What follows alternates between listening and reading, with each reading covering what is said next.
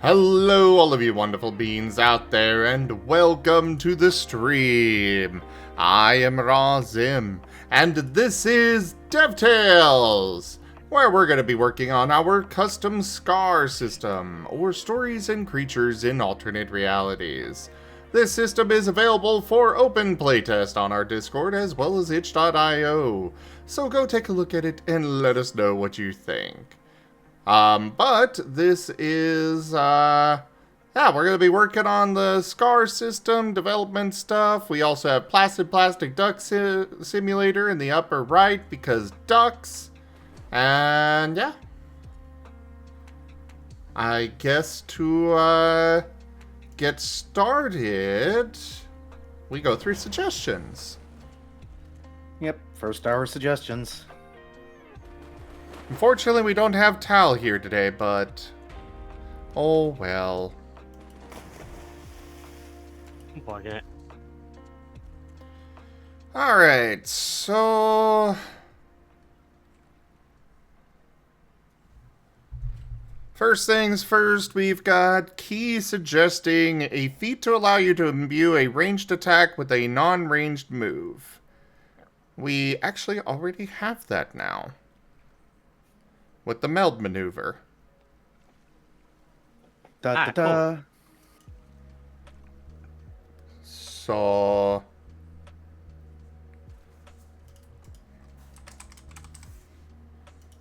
let me just do the thing.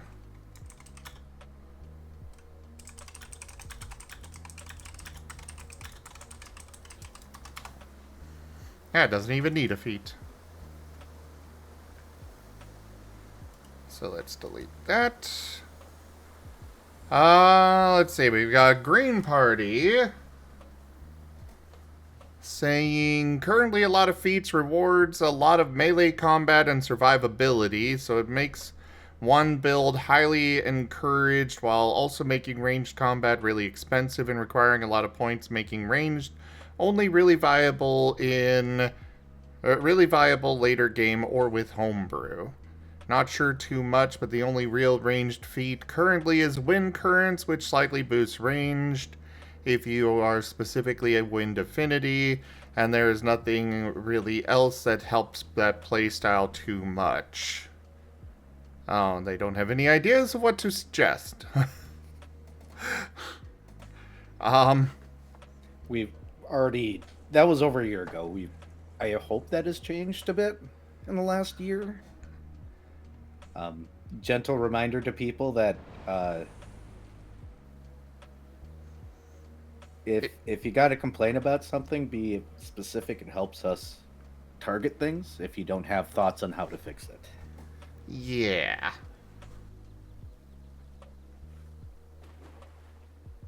Because So, go ahead. So are things different in that regard? I don't have all the feats at the top of my head, so I'm not sure. Possibly we could re-examine it once Tal's around and see if it's worth bringing down, but range bands used to be a little bit more expensive, weren't they? I think so, yeah. Because short range is 10 experience, medium range is 15, and I think long is 25. I think if I remember right, at that, I know at one point it was like you were paying so much XP per 10 feet, and then we did the range bands, so might be fixed. Like, I don't know if it was before or after this message that we switched to the range bands, but either way, I'll just put in that we think it's been addressed. Yeah, I think his complaint here is that that range stuff is too expensive, but it's only 10 XP. And, well, range should be more expensive because it's kind of, you get the safety of being able to attack from afar. Yeah. Whereas melee, well, you can, you know, you don't have to spend, 10 XP on range. So you can spend that on power instead or something else, but you're also right up in front of them. There also this thing about range is that at some point you may not even have to move, which saves you actions. So like range just inherently has a lot of advantages over melee. That's the reason why it's more expensive to begin with. We can re-examine it if need be. I'm not sure if you guys can hear Ren in the kitchen, by the way. Apologies if you can. I can kind of hear a bit of a whisper, but that's it. Okay, that's him talking in his normal volume. Ah. On to the next one, I guess. Yeah, I'm reading through it to see if it's actually a suggestion. It looks like somebody trying to expound on the previous thing. It's more just, I don't want to call it debating the previous thing. Yeah. This has to be before range bands were there, because it says in here, but you don't really have easy, clear ranges. So I think we do now. True. I will delete it and move on. If you have to buy everything and spend more, but you don't really have easily clear range. Oh, I see.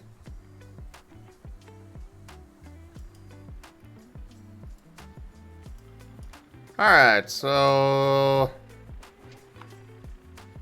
I think you can skip the next one. He's saying 45 experiences for a very steep cost, but in my opinion, the advantage of not having to engage is fairly rich. Well, yeah, long range is a mid to end game thing, my guy. I'm just reading long through ranges, melee can't get to you.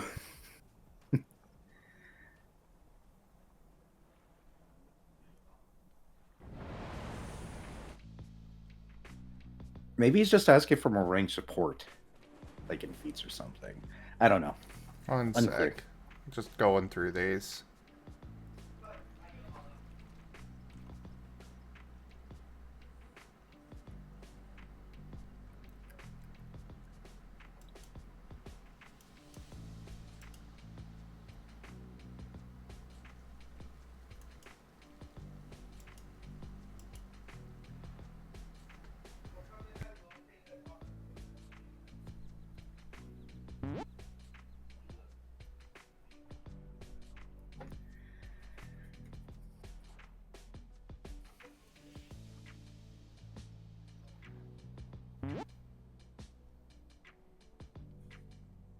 Well, this isn't necessarily a,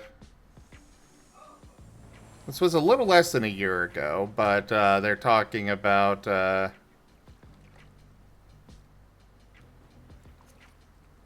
know they were talking about how we don't have a point-blank shot and all of that, but we don't really need that stuff.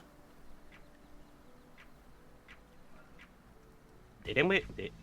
Wasn't point blank shot or something similar a feat proposal that we did on our earlier stream actually? Maybe in Pathfinder and D&D, point blank shot is if you're within 30 feet of a target and using a ranged weapon, you get +1 to attack. Ah. So it's a prereq for a bunch of other feats. So it's okay. So hear me out when I say this. +1s are always good, and sometimes the difference is 1, but it's not a great feat.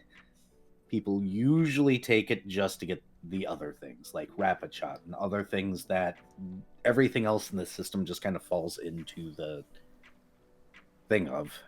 If you want a ranged multi or rapid shot move, Fury, you can't get it right away, but after 10 dots you can. Mm-hmm. Granted, low power, but you're standing back out of combat. That's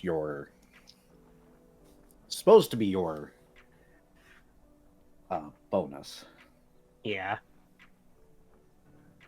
Yeah, like I remember there was a bit of a complaint on a previous session about rage moves not feeling as powerful as melee moves, but well, the thing about rage was that, well, you're attacking from range.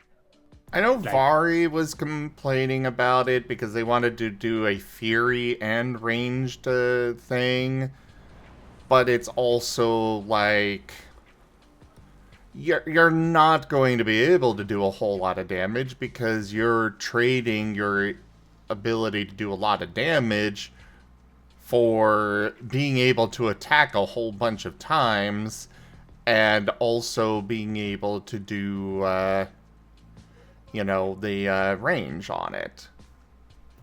yeah, And it's like we explained to Vari, it's no, you're not going to be the damage dealer, plain and simple. But that's not your purpose. Your that kind of build is you are softening them up for the heavy hitter to go in and pulverize them. You're Jace's best friend. A Fury person hitting anything that Jace is about to attack is Jace's best friend as a crit build. yeah. Because his whole thing is super high crits and getting more dice. So if you drive down that evasion for him, he becomes a lot scarier. So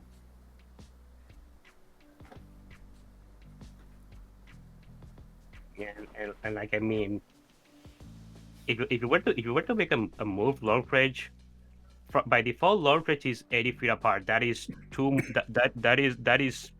two normal moves, or rather three normal moves away from the individual, and it just gets better with your attributes. Granted, So, granted, without any movement ups, but yeah. I can kind of see what they would, or I can kind of see a point, but it's I'm not sure.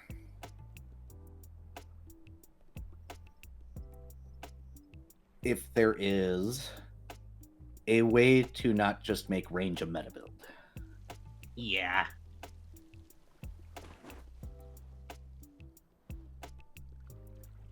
Well, I did a suggestion, or I did a response here being like, basically, like, point blank shot would be difficult to implement with our ranges starting with that range.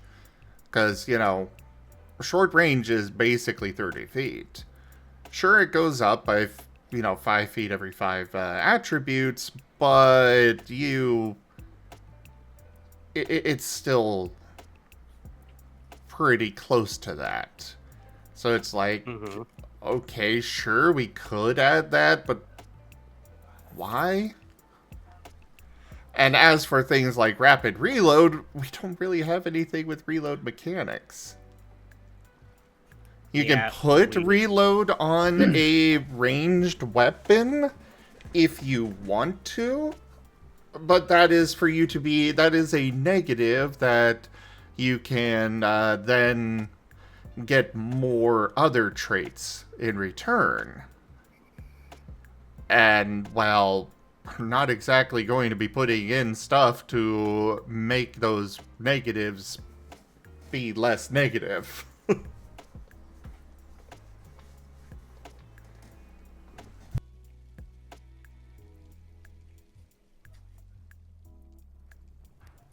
Either way, it's an old it's an old thing, so Moving on, I guess. We'll just move on for now. I don't yeah.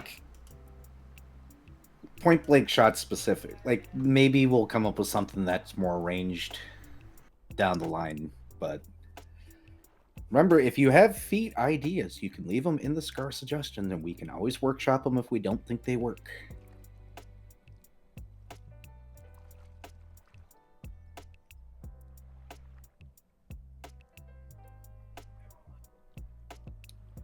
Well, we do have some feat suggestions from Key here.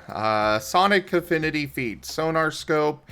This feat allows the user to ping a target as a reaction. The user may attempt to attack the pinged target with a ranged move outside its range limit at X penalty. Ping targets cannot benefit from stealth/hiding from the user until their next turn. I'm thinking no, because we already have the ability to attack outside of outside of range bans with the penalty. Yeah, Yeah. I was about to ask, isn't that already a thing? Yeah. Yeah, it's basically mimicking what Mark does the spell, except not the burn version.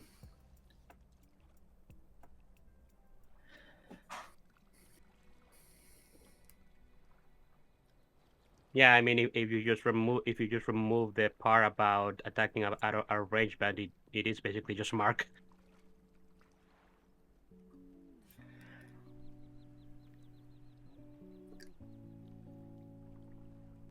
Alright, so distance shot. The user of this feat may execute a targeted ranged attack beyond the range increment of the attack. For every increment beyond the first, the attack suffers a stacking -1 to both accuracy and power. Well, ours is more difficult with that because it's, +1 difficulty, but we already have that. Farsighted. This feat increases the range of your moves that have range by 10 feet. You may purchase this feat up to 30 times for a maximum of 30 bonus range. This bonus range does not affect moves that only have the reach, radius, or cone traits.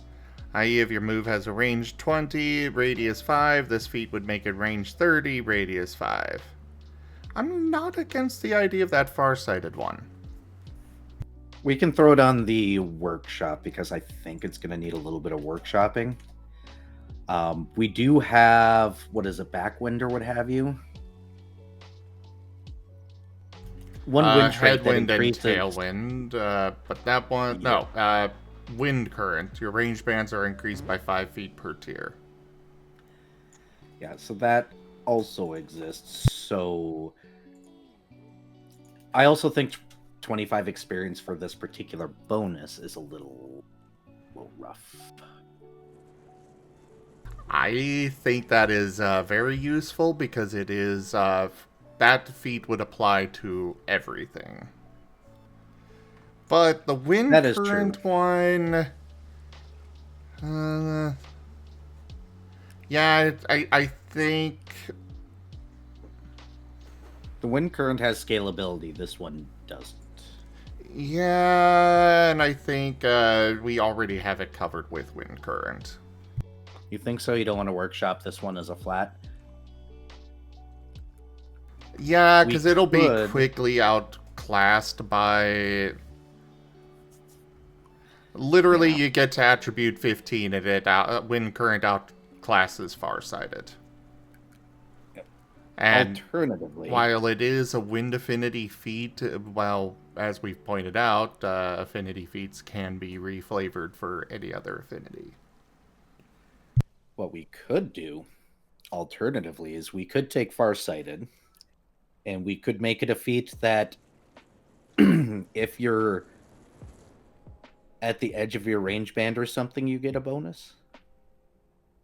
Encourage people to actually stay at range.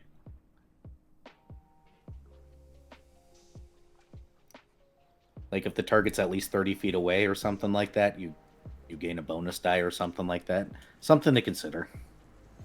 Yeah, go ahead and put that on the workshop. We can consider that more.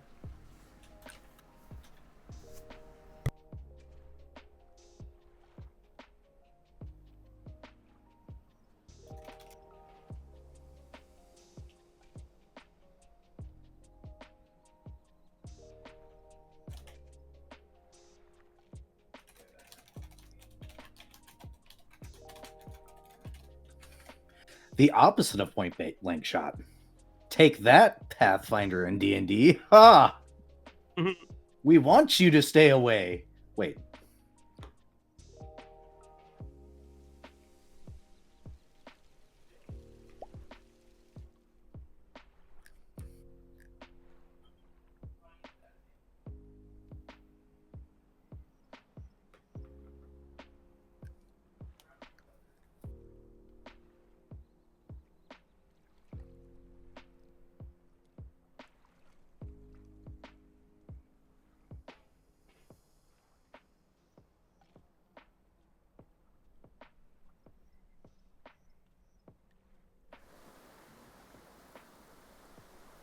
Alright.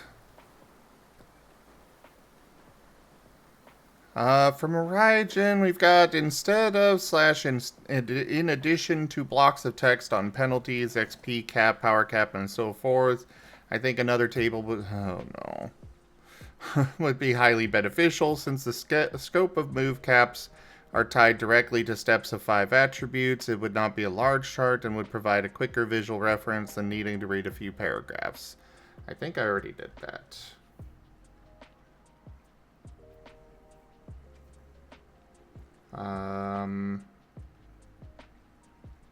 Let me double check. Wherever the hell it is.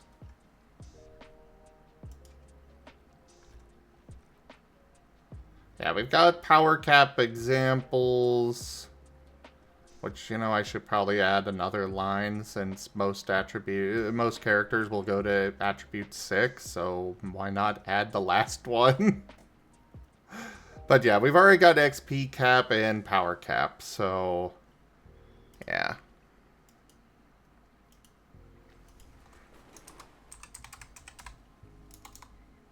At least Meryl's half on board. He says me likey tables. Not a fan of math apparently, but likes the tables. So you're halfway there, Meryl. Now we just got to get you to enjoy math and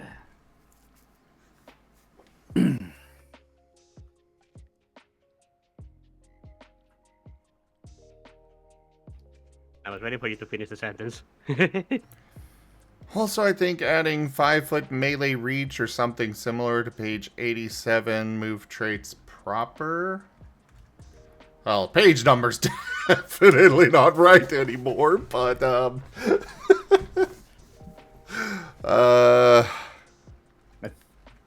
here it is. Move traits proper. It's now on page 112. No extra effects. Could help provide clarity in cases of someone looking to create things that aren't directly attacks. E.g., self area of effect isn't really a thing in moves like in other systems, but I think people coming from other systems might be uncertain if they need a range purchase to be able to target allies. You know, that's fair. And I'll just go ahead and add that now, because that's a quick and easy add. yeah. You can target allies if you can reach out and touch them. Touch.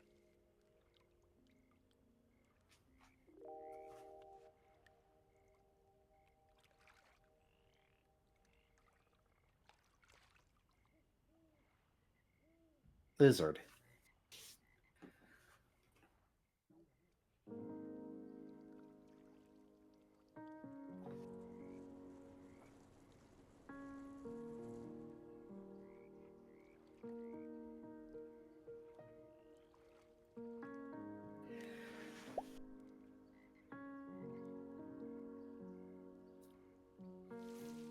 Math is very important.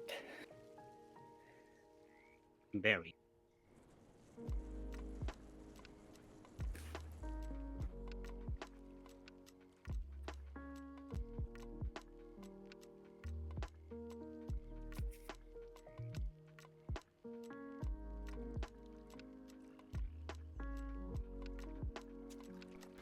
Alright. Sorry. Lizard? Lizard. From Geeman, we've got School of Magic relating to space. Does he mean stars, or...? I think entropy would probably cover that whenever we get to it.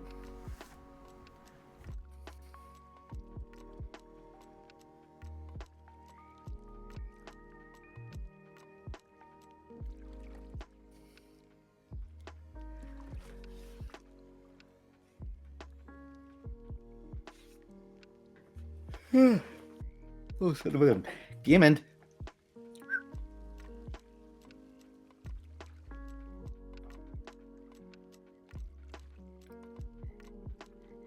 Demon. Is he not out there right now?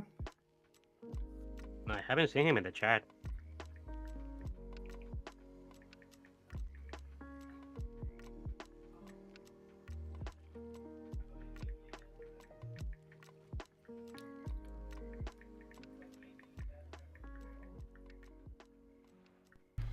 Well, either way,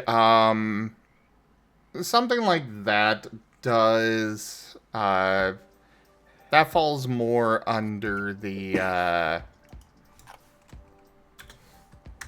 falls more under the flavor of the magic rather than being a direct,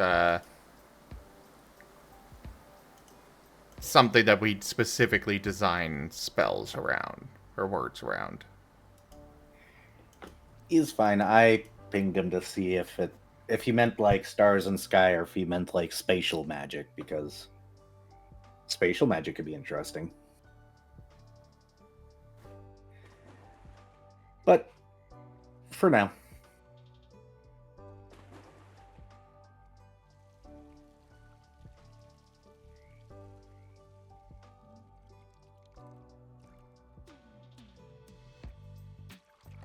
Alright, so the next one from Raijin was the whole, instead of using winded or wounded, we do injured.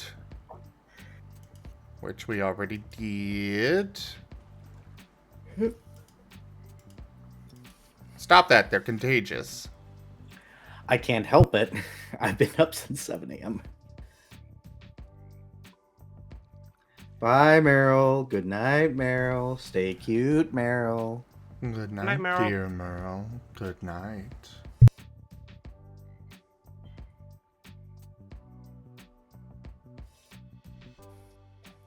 I already did the table for the various things you can spend XP on. Yeah. Which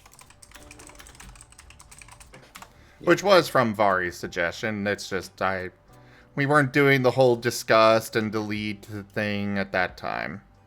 Yep. Just, going through the proper process.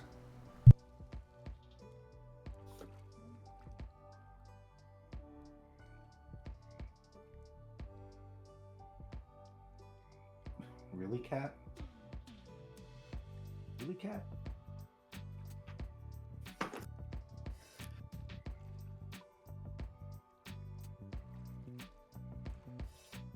Cat, you disturb me sometimes.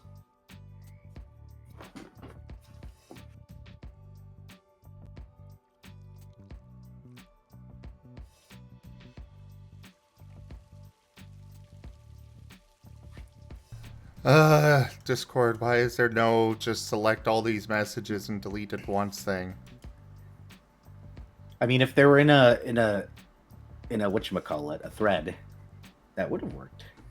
True.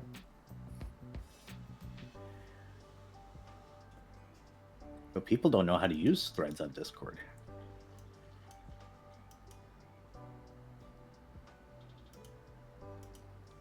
Alright. Okay, now the next suggestion. Key! Feat suggestion, Royal Flush. When you roll a 7, 8, 9, and 10 on the dice in that order on any given roll, increase your total successes by 1. I'm going to just say no on that. That is it such because a... thanks to Quest by Nova? No, because that is such a highly specific situation that, like, the only way that I could see it being worth 25 XP for that highly specific scenario. Well, actually, we can't do that anyways because, the IRL rolls, they're not going to have them be in any order. And we gotta...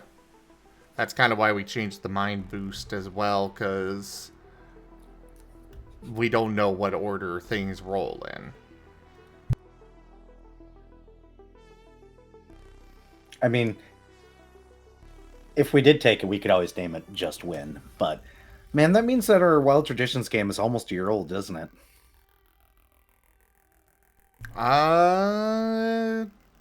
Yeah. Yeah, it is.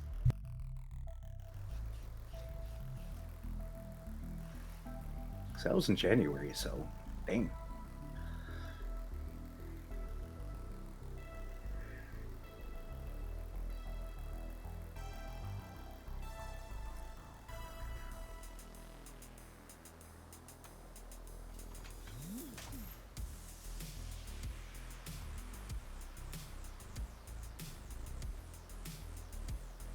I'm looking it up real quick. Because I'm curious now.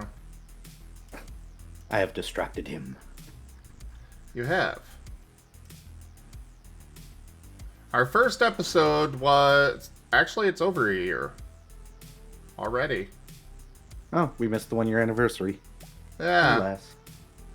Our first episode was October 11th of last year. Huh. How time flies.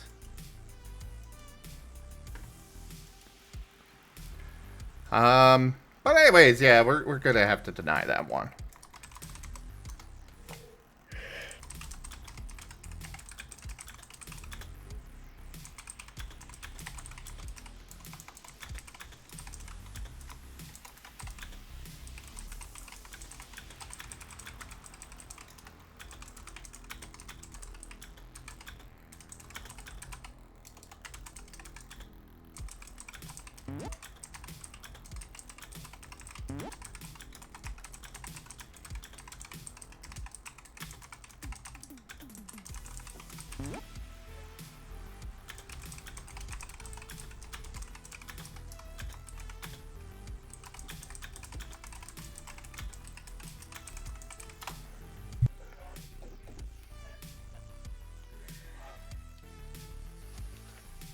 Alright, so got that taken care of.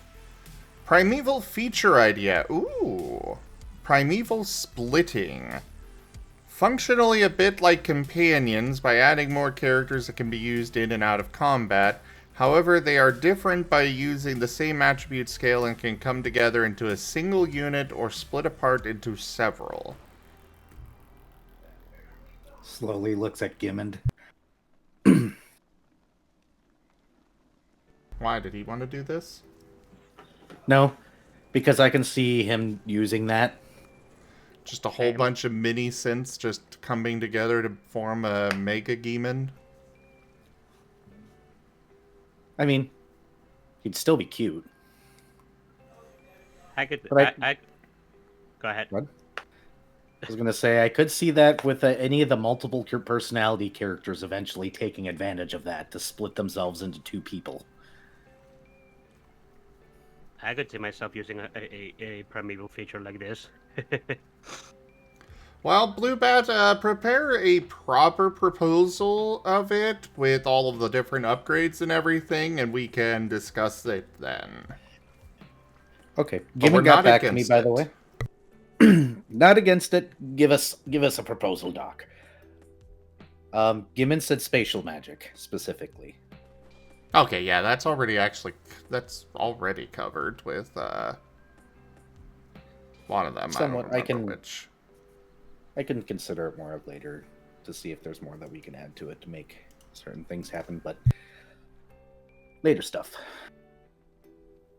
We kind of need magic to be tested as is. More.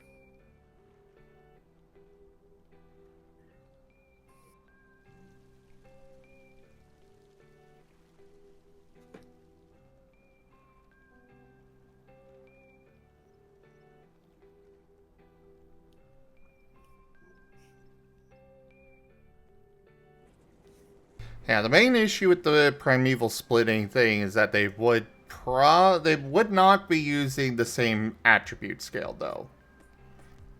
Because if you're splitting yourself apart, you would have to divide things up. You can't just have multiple characters that are the same power level. Yeah. Especially because then what would be the point of going back together if they're all the same strength? Yeah.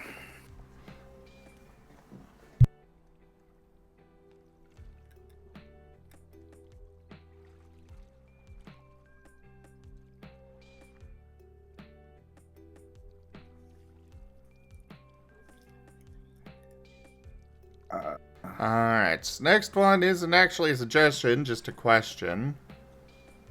Yeah, I think I was responding to something else, so you can just remove that and tell Darius's response. Yeah. Random thought that I did wish to forget yet, not sure if it was elsewise considered. Move mechanic of charge or charging up or something akin. Okay, so the warm-up cooldown. Yep, we did that.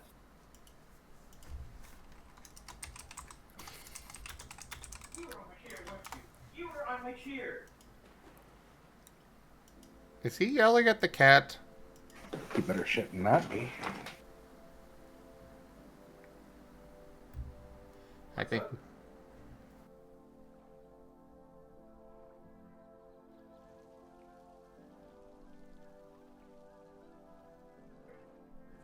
What do you think?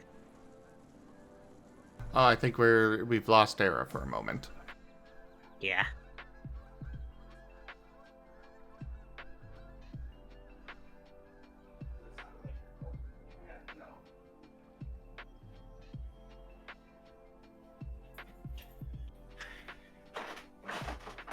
Epic cute. Epic cute. Epic adorable. No, he was just talking to the cat. Ah. That's just how loud he is. Well, it was more the tone sounded accusatory, so that's why I was saying yelling. Well, I told him, yeah. That's what I thought, but... You know, Epic, you are in voice. You are welcome to share opinions and such. I'm a little scared to talk over the reality crafting dragons. I'm just sort of keeping to my own biz over here so I don't get in the way of the Who's a good boy? Jesus. Who's a good boy? Are Oh, you a good God. boy? Are you a good boy? Who's a good boy? I got him You this were week. popping your mic there. Weird. I don't because know I've if you're been trying to annoying since fluster me before. or startle me. You did mostly Yeah. startle me. As I was saying, just trying to not get in the way of the mystic runes you're speaking into existence or whatever's happening. I'm not super following. I'm gonna be right back really quick. I need intro. Yeah, I'm kind of going through a bunch of discussion here instead of actual suggestions.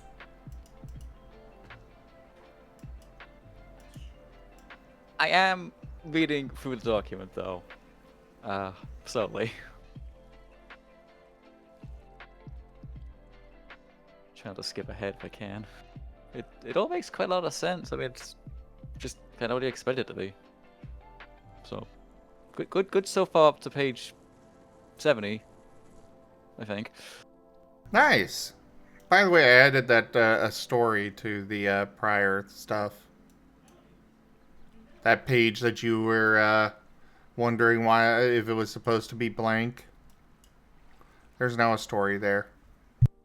Forgot which page it was. Like 31, 29. It's in Scar Ish. announcements. I put in the page numbers. 36. I was in the 30s. I was close. I was close.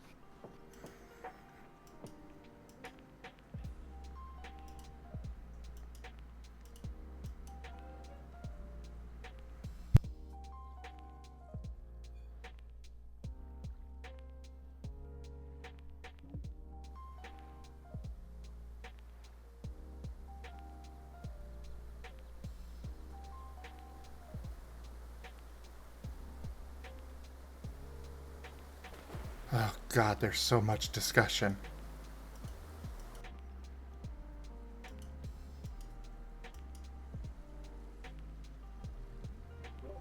So am I silently reading too loud? We need to be. No, I'm quieter. talking about in the Scar suggestions channel. There are so many messages here I'm having to go through and delete because it's all just them discussing ideas and going through them and all of that. And we've got Slitherite here with a random gif of Goku and Ooh. Interesting. well, it's all talking about the warm-up cooldown thing, and so he did the Kamehame thing.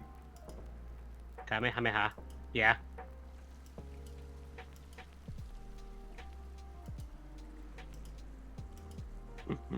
I get it.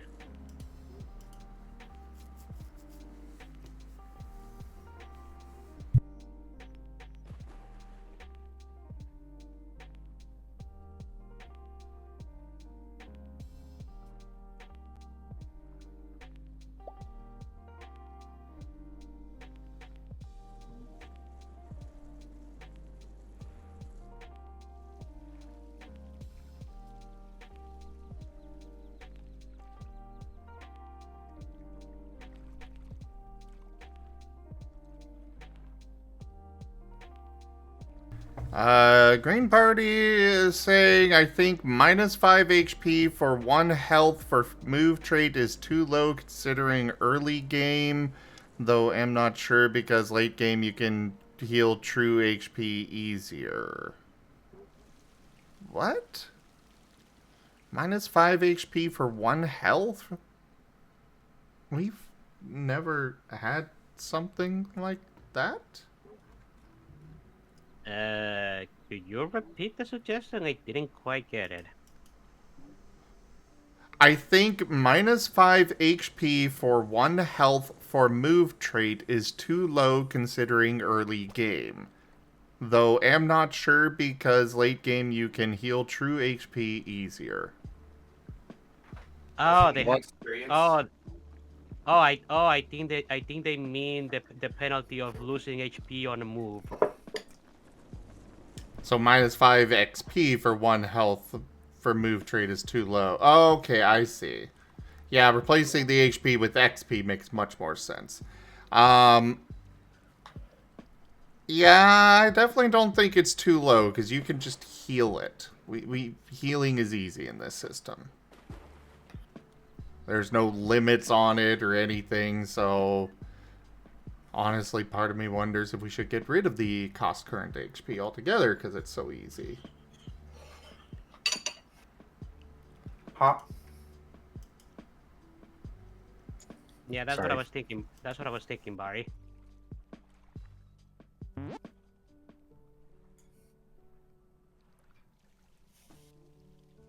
Then there's conversation about it.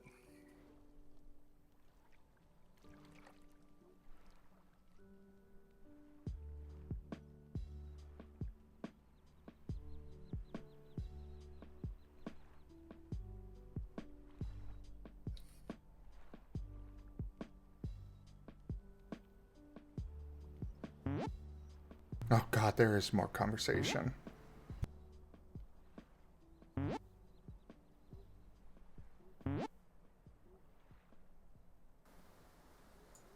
I mean, the thing about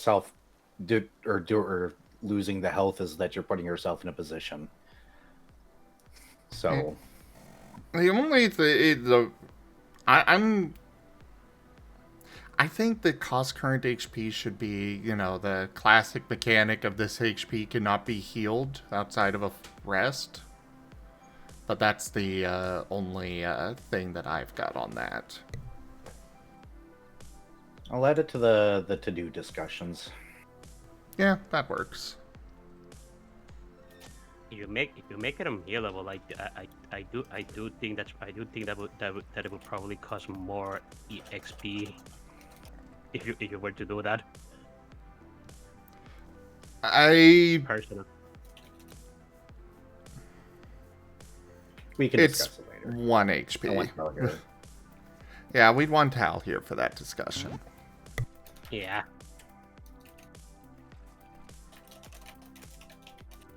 Alright, so we've got a bunch of feat suggestions from Blue Bat all in one post.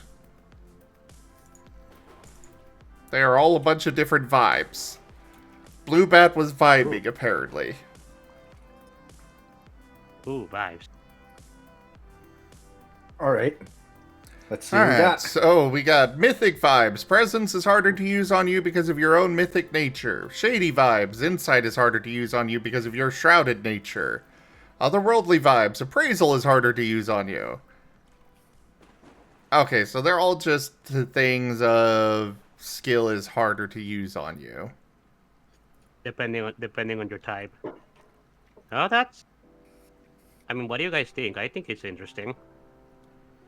It is, but STs cheat. yeah, they do cheat. We're supposed to cheat. I like them. I like the concept.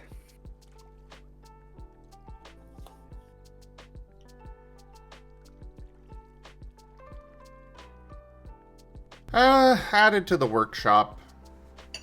I think we would just generalize it to X social skill is harder to use. Because I'll put them all in reasons. as is for now. Oh, that works. Just for now. So let me grab this.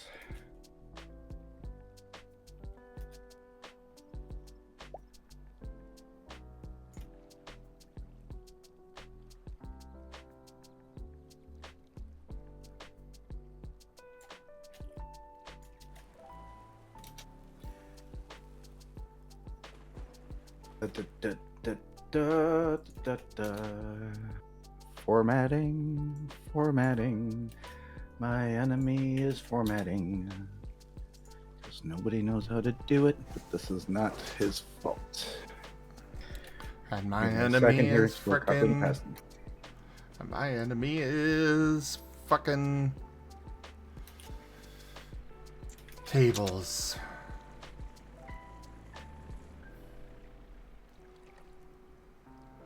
You know, that's true, Vari. It is specifically current, not restorative.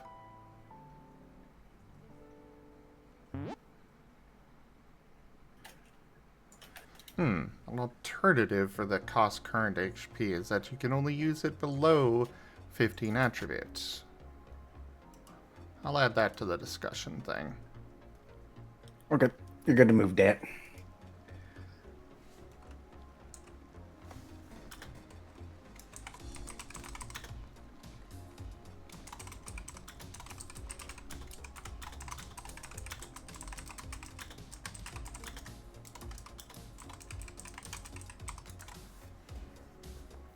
An early game option as opposed to throughout the entire campaign. We'll see.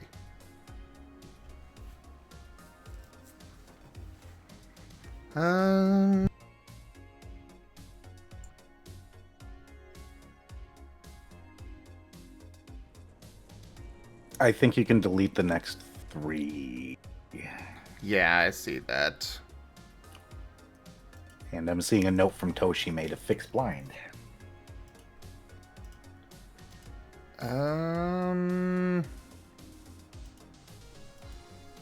That was so long ago, I have no idea what it was about. Let's go ahead and take a look at blind real quick and see if it's already good.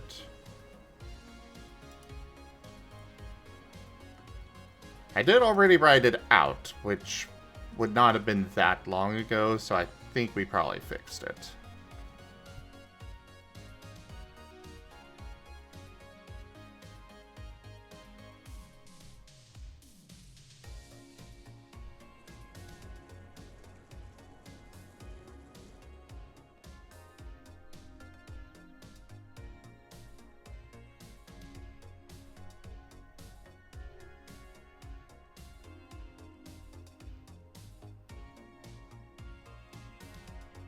A little bit of a slight wording update there, but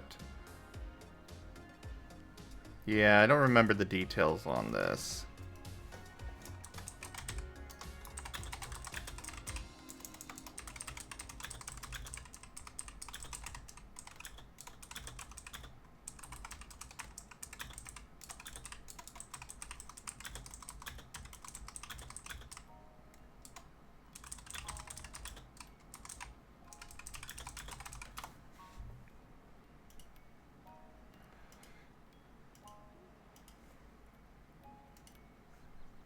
Alright, next up we have Blue Bat. For a while now I thought about suggesting a few more schools magic for the magic system and was thinking about posting them with examples.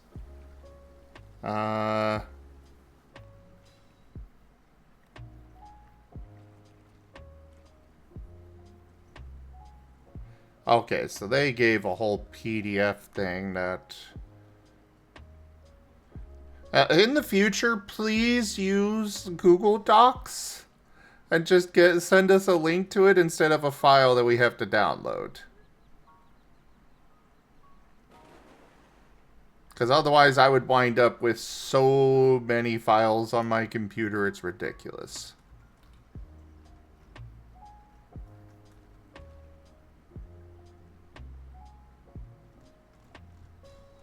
Yeah, also malware risk.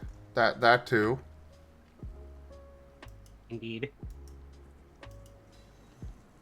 Also, Era has been given fan art. Ooh. Yep.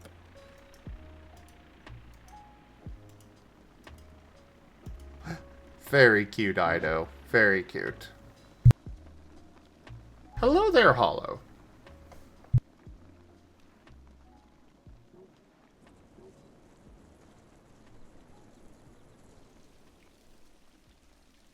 It's the old version and outdated? Okay, we'll ignore it then.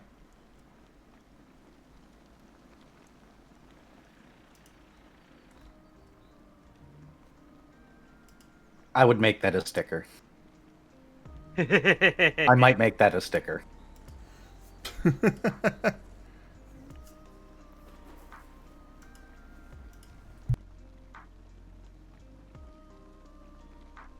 Yeah, that's going to be a sticker.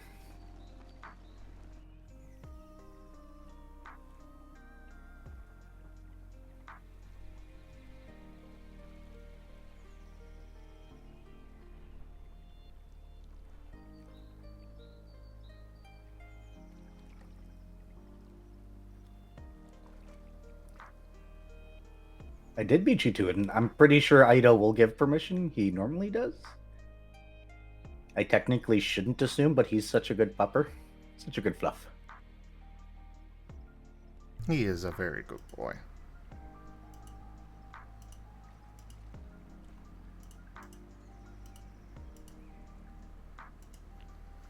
Hey, more deleting of messages. Many messages.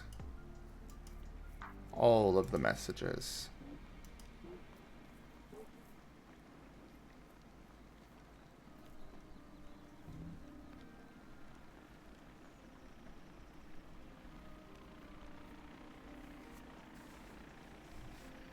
And then there's Green Party giving feedback instead of suggestion. We've already kind of adjusted it already. Yep. And there's a long discussion about it.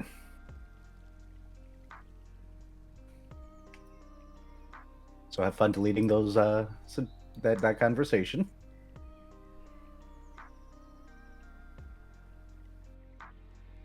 Yeah. You know, you have access to doing this too. I do. Lazy ass dragon. The longer this takes, the longer it will be before you have to deal with math and tables.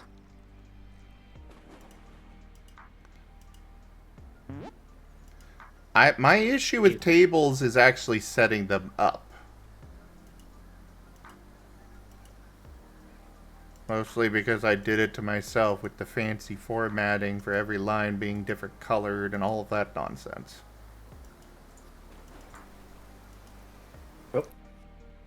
Nope, I deleted the right thing. I don't like deleting things when other people are deleting things because I worry that I'm going to accidentally delete something from somebody else. You did delete something. It was a Scar creature suggestion from Blue Bat. Oh shit. That's Whoops. alright. That's why I don't do that when somebody else is doing things. Another creature suggestion. Blue Bat. Basic affinity, feat idea. Neutral vibes. Oh, another vibe one. You really like your vibes, don't you, Blue Bat? Vibes are good. You appear to have an ordinary quality about you, even if it's to the contrary. Most people likely won't think much of you, even if your party had made a notable impression. Many people won't associate you with them, at least on a first impression. I added it to the workshop. Yeah, I was gonna say, add it to the workshop. I'm not against it. I don't know if we'd make it an affinity feat, maybe just generalized one, but it's not a bad idea. This does mean that we immediately have to make Osmond take this, if we ever make it a thing.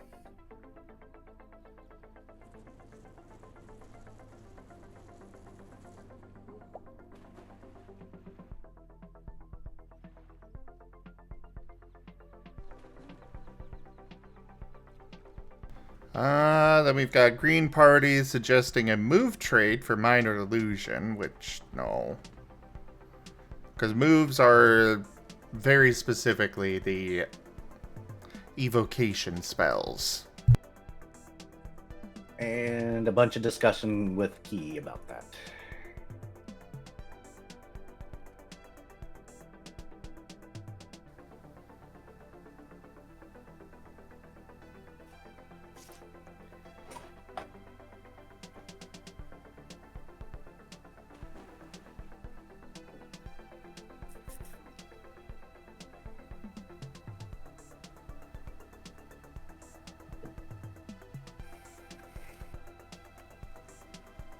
Well, we do have a suggestion from Key here. Feat that provides minor benefits like you described. So basically a minor illusion. I think we'll put that in the to-do list, and that can be added into the cantrips stuff that I was planning to do. Where do you want me to put this?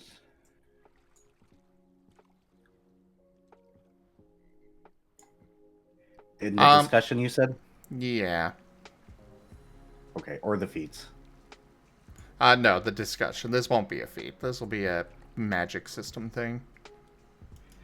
Do you already have control find cantrip?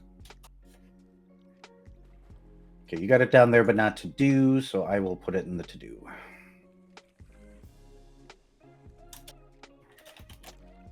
Epic, I apologize that we do have multiple other docs linked to from the main document. Eventually everything will be moved over, but trying to figure out formatting and all of that is difficult.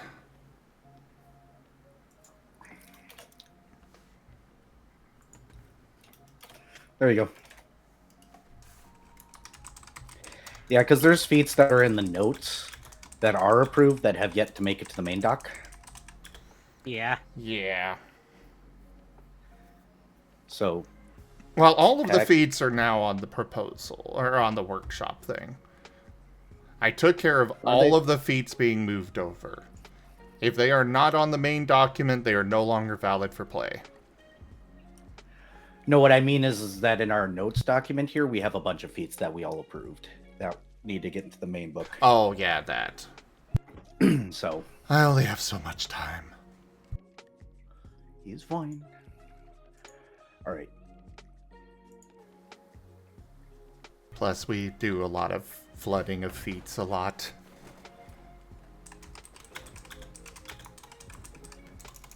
Just need to get them in.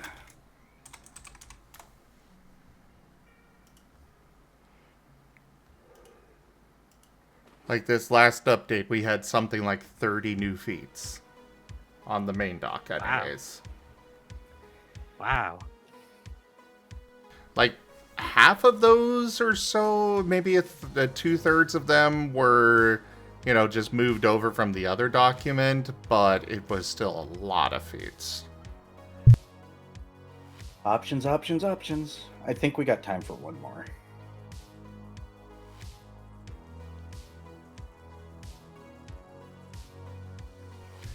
Feat idea, Vigil. Able to ignore the exhaustion penalty from not sleeping enough hours during one full rest, requires 2 secondary scale. I don't like that. Just outright don't like it. It's already something that tends to be ignored anyways, unless I bring it up and point it out that, like, dude, you spent all night actively discussing and questioning and interrogating an entity. You're going to have a point of exhaustion from it. I think that is a just outright no from me. Okay.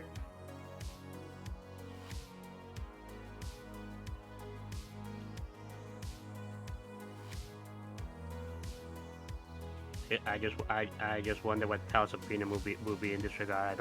I don't have any one way or another.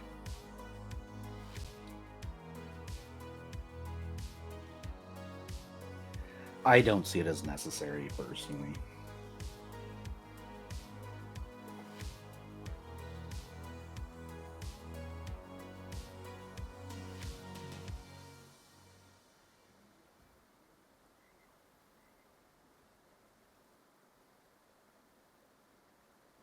Alright, so next up, let's discuss Hammerspace. Oh You boy. got a doc for me? It's on the main document on page 133. Oh, you actually got it in then. Okay. 133, I'm just going to skip to where you are. Give me 1 second. I will be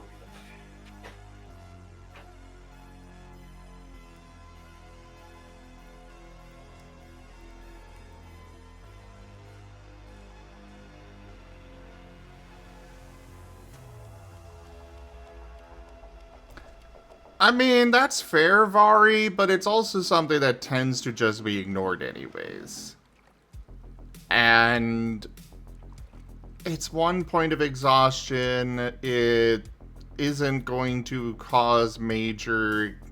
Like, unlike D&D and Pathfinder, where, you know, you get 5 levels of exhaustion and you're just dead. You got 20 here. And even then, you're not dead. You're, you know, you're just limited on what you can do.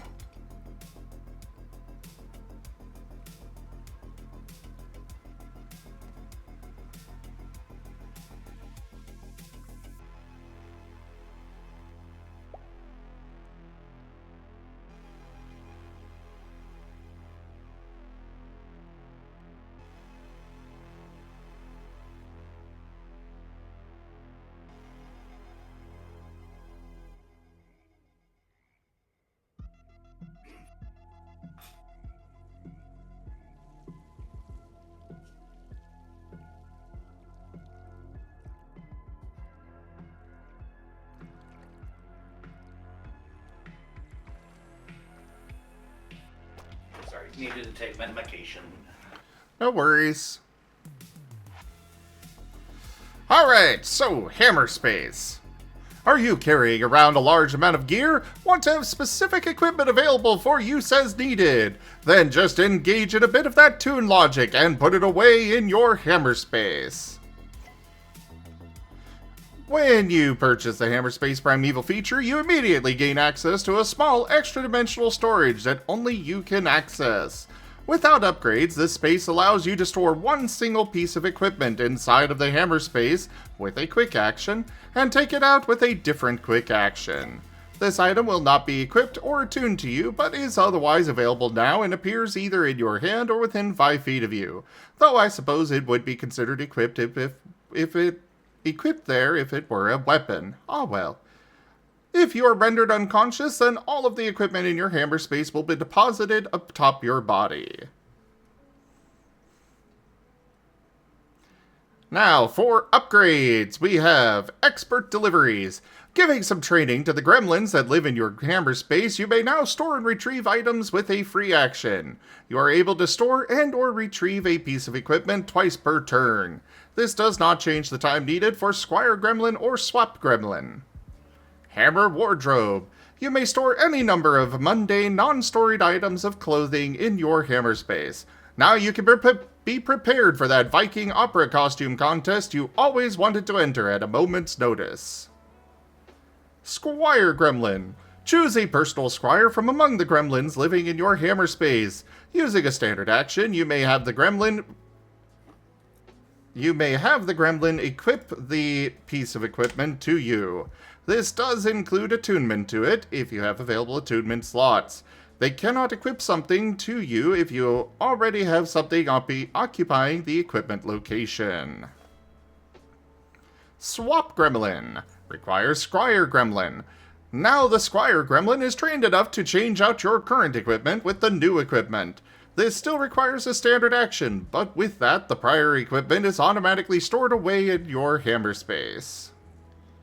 Storage Treaty. Striking up a deal with the gremlins, you are now able to store an additional piece of equipment in your Hammerspace. This may be repurchased as many times as you wish. And Tailor Gnomes.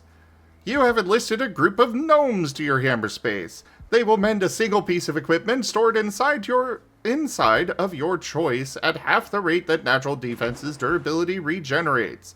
Surely your gremlins and gnomes will not wage war in there. Well then. I had a little bit of fun. Yep. I I mean, believe. Go ahead. I was just gonna say having a good time.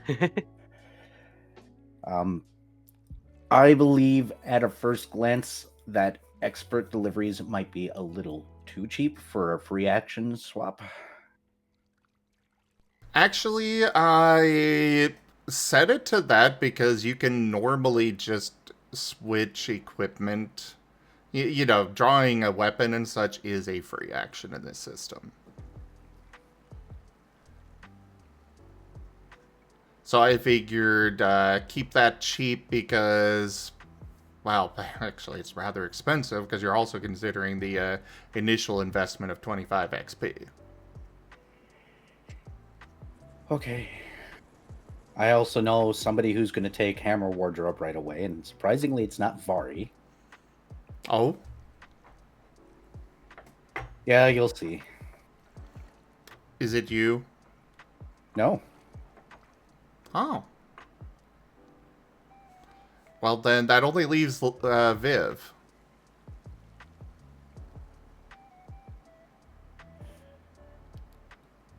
You'll see. Well, anyways, the Hammer Wardrobe is especially cheap because, like it says, it's mundane, non-storied items that you can just, you know, swap your outfit at will. Yeah, my only hesitation with that specifically is the individuals that will use it for their disguises. I mean, that's But- fine with me. I have some hesitation. I guess we'll let Tal look at it and see how he feels about it. I'll also say that with, like, yeah, they can store their disguises in there, but in order for the, like, if they're wanting to swap on the fly, they're going to need both Squire and Swap Gremlin. Unless, of course, they're running around naked. Because, well, you'd have to be naked for them to just poof a disguise onto you with the Squire Gremlin. But yeah, just swapping it out and stuff would require both the Squire and Swap Gremlin, which is a lot just to be able to store your disguises. Yeah. And yes, hello, Ren. Hello, hello. I hear you were yelling at the cat. Was I? They could hear you clearly through my mic. Yeah. And yes, it sounded like you were yelling at my cat. Nah. I was making a statement at the cat, but not really yelling.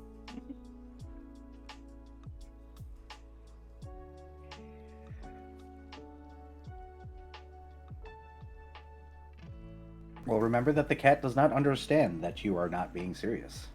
Oh. True. So to him, you were yelling at him. To be fair, he's allergic to the cat, so I'm sure him not, the cat avoiding him would probably be better. Well, apparently his meds have been working very fine because he's pet the cat. Yep. Ah. Nice. He did move in here knowing there was a cat. Yes. Good to know. I guess we're bringing the cat with us after all.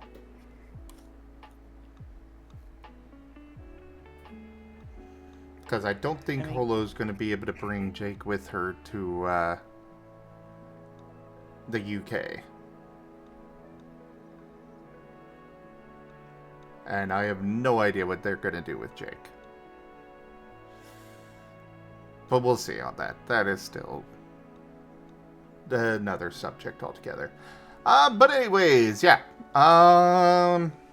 The only thing that I'm not certain on is the Tailor Gnomes, but I figured it's half the rate, so I think it'll be like the...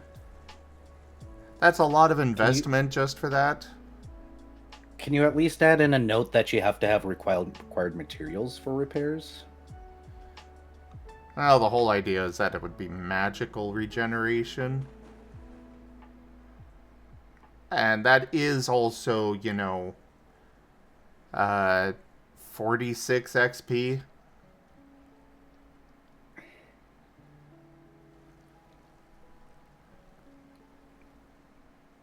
I want Tel's thoughts on this for sure. Yeah. But because I like the concepts, I'm just not sure about the XP cost yet. And the Tailor Gnomes, it feels like people are going to use it in the mend spam. Well, it is per day. Well, actually, I guess it's technically per rest, actually, but it also would be a not upgradable. It's just a you put a tier 1 piece of armor in there, and it's going to regenerate one durability every 2 rests. But I'm actually going to do it just once per day. As I said, we can leave it for now. I want Tel's thoughts on it. Watch as Tel goes the opposite direction. It's like it's not healing enough, and I'm like, well, fuck. I'm kind of debating if we should have bothered having this, because so far it's all like, we just need Tal's opinions. We need Tal's opinions. I mean, there's only 2 of us. Hey. And a Sekarat. Technically, you're not a dev, though, Raharu. Your assistance is invaluable, but when it comes to actual devs, that is... We have specific devs on that. Because I'm fine with Storage Tree. I'm fine with the Swap Gremlin. I guess I'm okay with expert deliveries.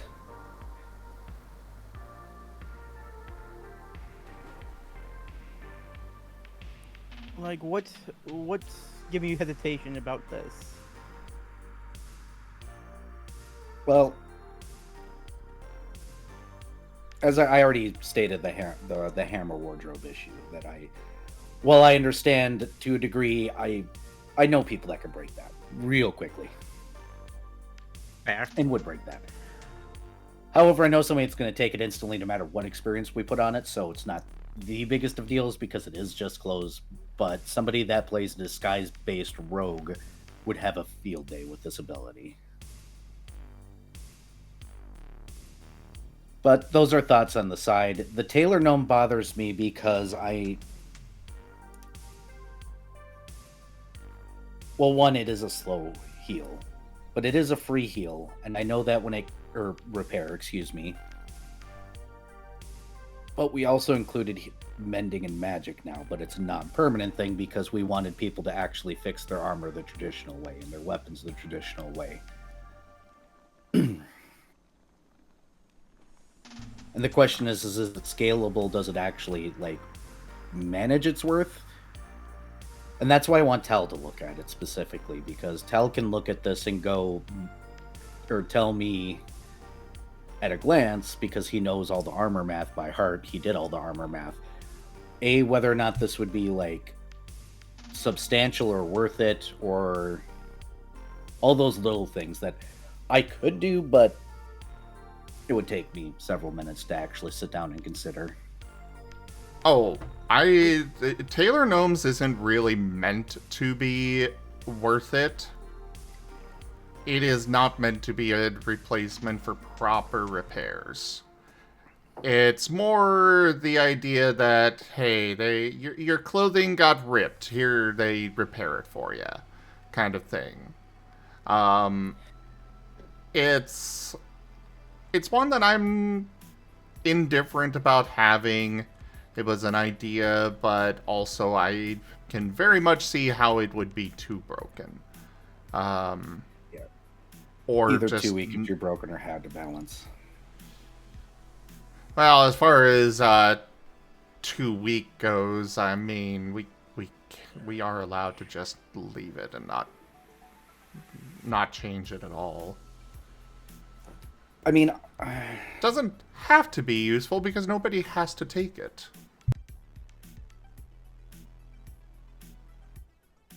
While leave the it for now. while the concern about disguises is fair, it's, I mean, the only, I think Because it'll it's be infinite fine. clothing too. It is infinite, but it's also, they can just carry that stuff anyways. Yeah. We'll revisit it. For now, I think it's fine.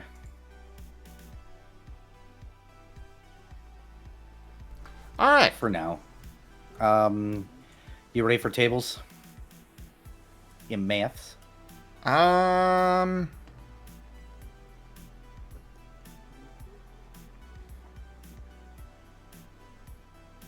So what are the tables in math in response to? I'm guessing the weapon stuff? No, actually. I did a bulk breakdown. I broke down bulk and ended up doing a little bit of stuff, and I think we should tackle a different way. And I have the stuff to show you what I am thinking on how bulk would work. All right. As soon as I find the right place to put it, because, my goodness, Scar Death, there we go.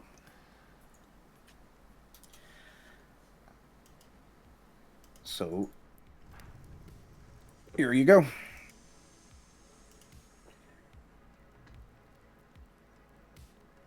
Why is negligible spelled that way? All right, so several tabs at the bottom, and we'll cover those here in a moment. But when I was starting to try and figure out how bulk worked mechanically, I realized I was going too far into decimals way too quickly. So, I think we should change it from being just a solid number to, no matter what we use with the math, to a times 10 system. This gives us a little bit more of a wider range of things that we can do with the bulk, and better come up with a numbering system that'll help with items as Key is working on it. Key has looked at this and is fine with it. I also considered size categories with carrying capacity at this point, because I was already in the weeds. So we're going to move that there. So if you would like to go to stats math, I can show you kind of where things go.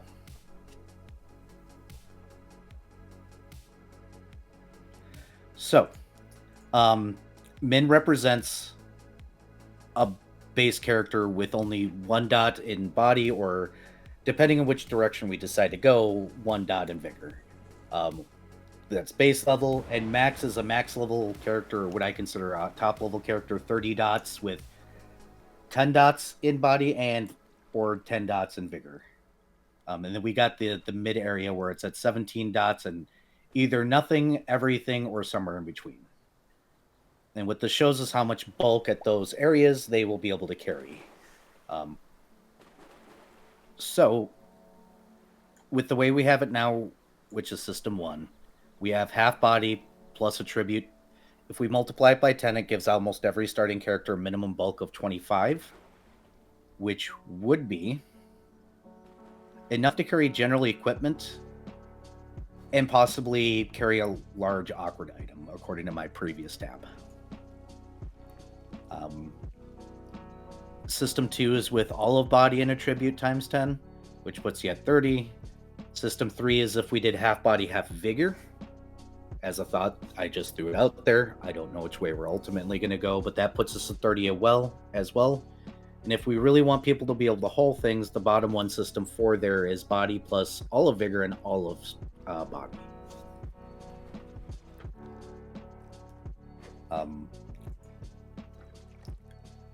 With the current way we have it, mid-game, you'd be able to carry somewhere between 45 to 90 bulk. And endgame, if you specialized into it, you'd be able to carry 110, which is basically somebody able to lift a refrigerator. Well, I do want to avoid bulk and body being tied together too much. 'Cause, like, while it does make sense for the mage or such to not be able to carry as much, if we're gonna go with this, it would probably be System 1. But... Okay, with half body? Yeah. I'm just also not thrilled about it all being tied specifically to strength. That's why Or I brought body. in body and vigor. Because alternately, we could just replace body with vigor and do the same thing. Well, I'm more saying that we just do away with an attribute feeding into it at a period and just go off of attribute scale. No, because then no character can specialize into it. And you won't ever end up with a situation where you got the party pack meal, which some people actually enjoy, that person being me. Well, in that case, we do have a feat that adds bulk, which we could absolutely adjust to being, more generic and allowing you to benefit from more bulk from as an attribute of your choice is what I'd probably do.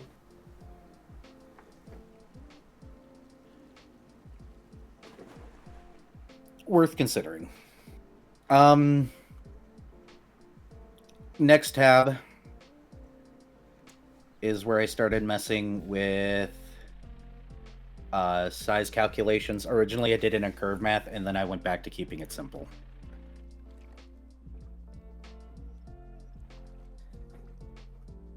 Which is the maths for size tab down there at the bottom. I'm not against the feat, by the way, choosing an attribute to add to bulk. Not sure I like it, but not against it. I ultimately ended up going with a divide by 2 for every size category smaller than the median. Shush phone, I took my meds. Stop yelling. And divide by 2 for every smaller. Just to keep it simple. I did a bunch of curve math initially, but it came out with some weird numbers.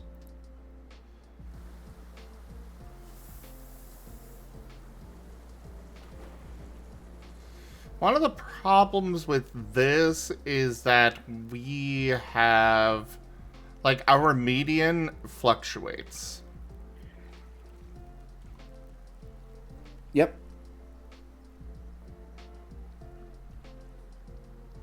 And these graphs show how ridiculous it can get. But if you're 64 feet tall,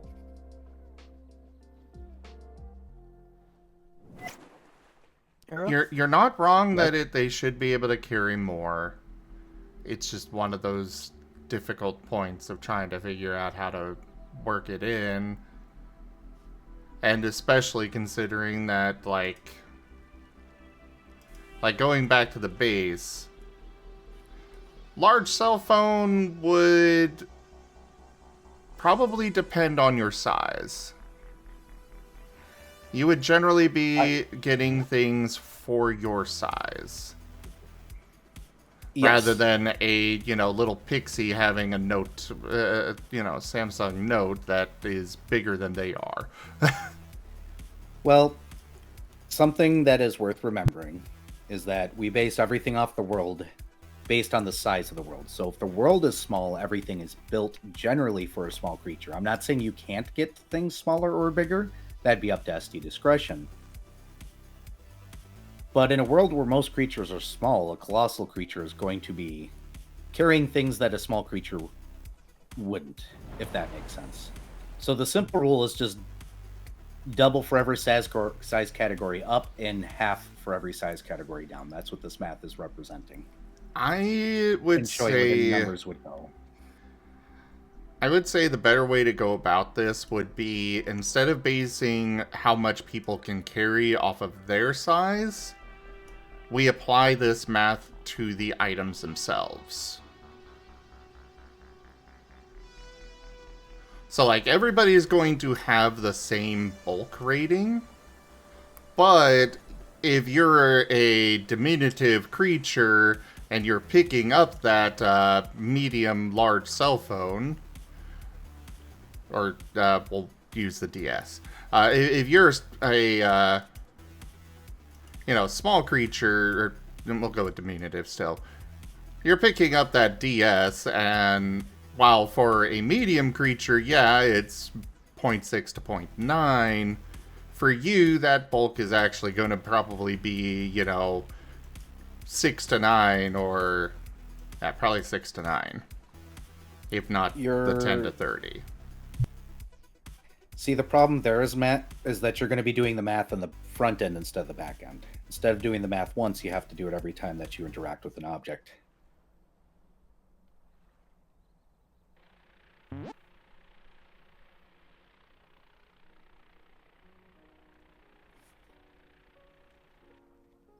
So if you were to go to the DS as a diminutive creature, you'd have to sit there and go, okay, well, this thing is for a medium creature, therefore I must take this number, multiply by 2, multiply it by 2, multiply it by 2, multiply it by 2 to get the same effect. Yes. Which means you have to do that constantly. If you're picking up a bunch of stuff that's outside of your size. Which anybody that plays something that isn't a medium would be doing.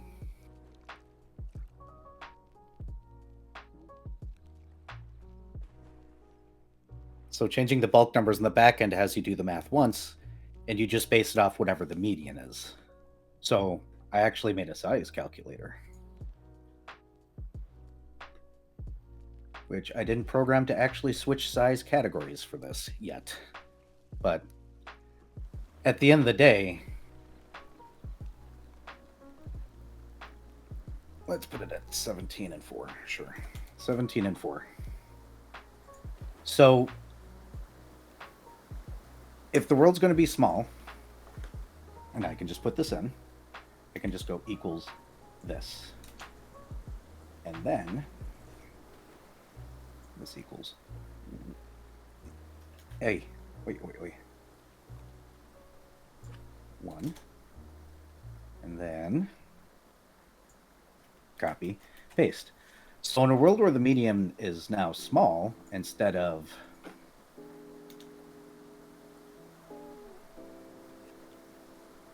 yes, Excel, stop arguing with me.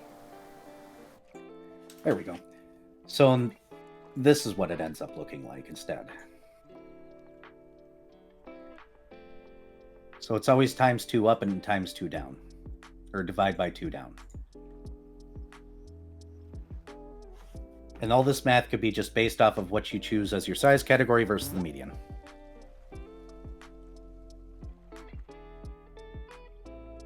And I know Tel can program that.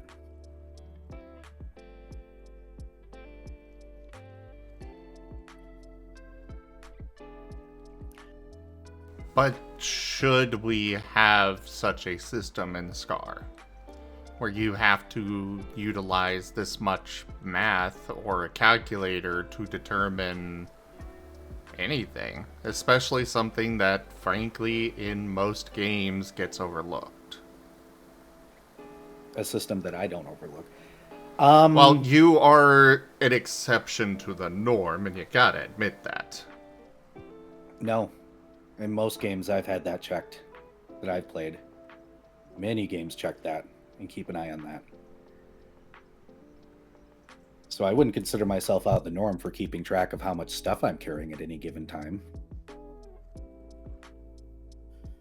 On top of that, we already have a lot of math in the game.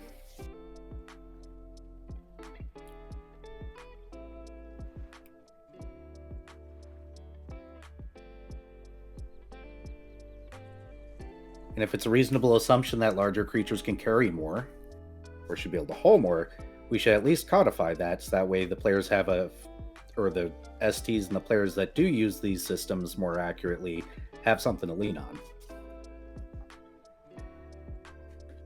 Goodbye, Commander. Good night, Havoc. Good night.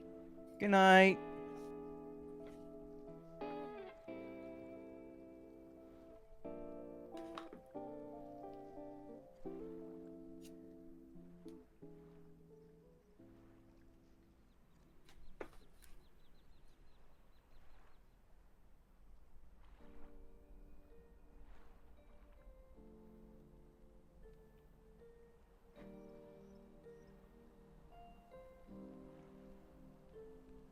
Do we need to stick a pin in this until Tal's around? I think so. I wanted to keep the system, that particular system, simpler instead of making it this complex. I don't think this is complex personally, but because it's just basic multiplication of doubling and halving. The initial math I did was way more complex because I did curve math again and then realized nobody's going to want to do curve math, so I erased it.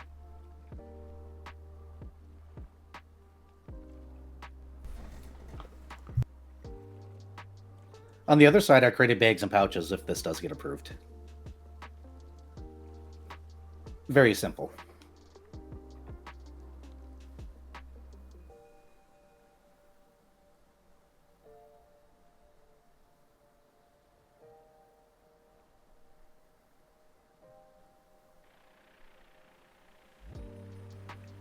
That's not too bad.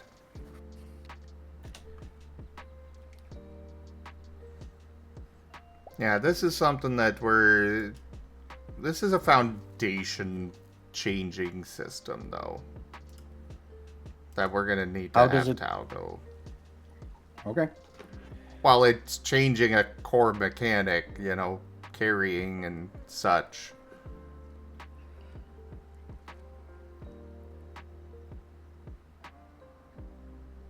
That's fine. We can have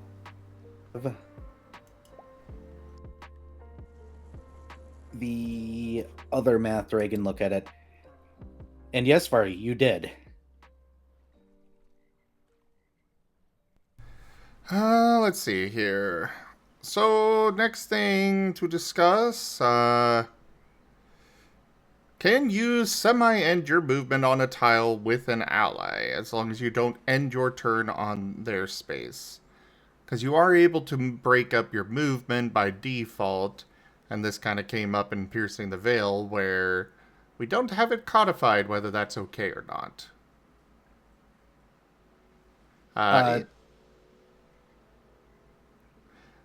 Basically, the situation was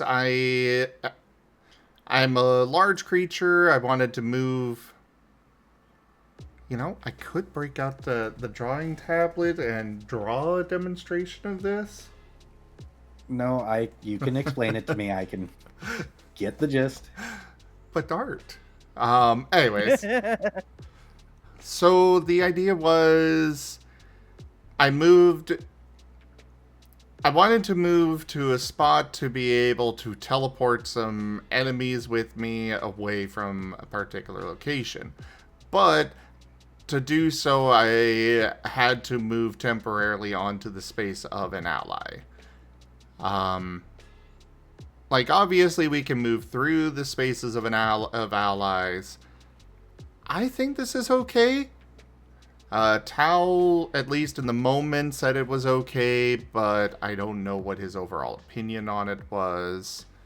But basically just bringing it up for, do we want to allow that? My base answer is no with ST, Without ST approval, I think it's action dependent. I think at base the answer is no, but I could see a large creature sharing a space with a small creature with absolutely no problems. Normally. So, situational ST approval.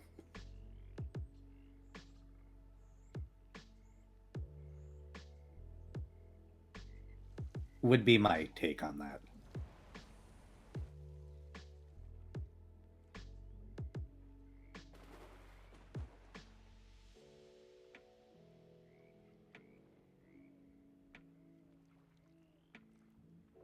Alrighty.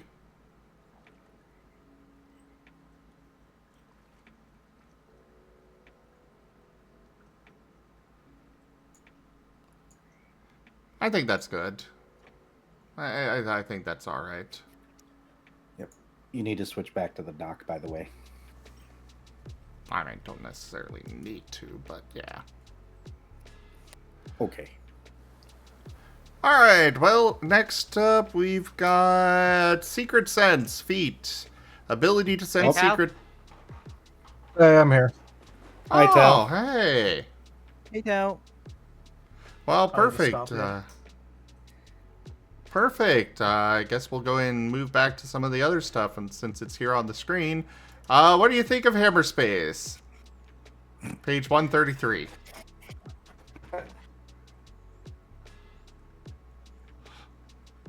Welcome in, Tal. Great to work. Yep, right to work. Yep. All right. So first thought is that this is, at the very least, similar in terms of some of the usage and things of that as the pocket magic word. It is, though this is also specifically equipment, not items in general. And also, I think it's okay to have some crossover there, because this in particular would be something more useful to a melee person that might go into might rather than going into magic.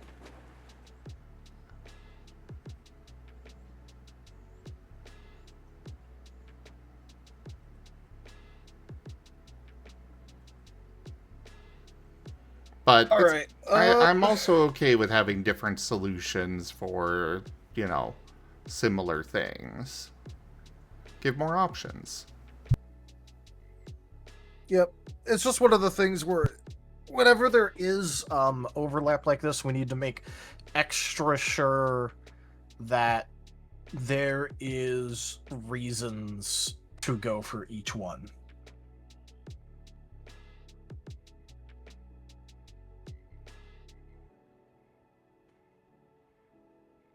So, all right. Hammersmith, quick And action, take also- out with a different quick action. Good night, Epic. And that Yep, epic. see it. Night, Epic. Have a good time. Okay, bye.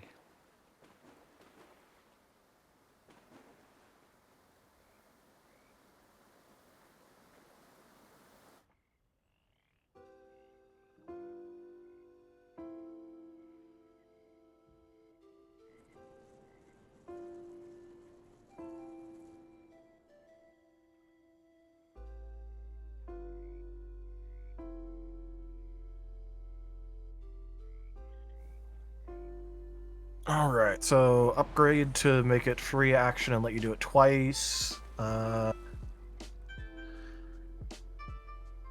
wardrobe, where it just lets you keep a bunch of different clothes on you, but nothing that's storied. So no boon bane blend.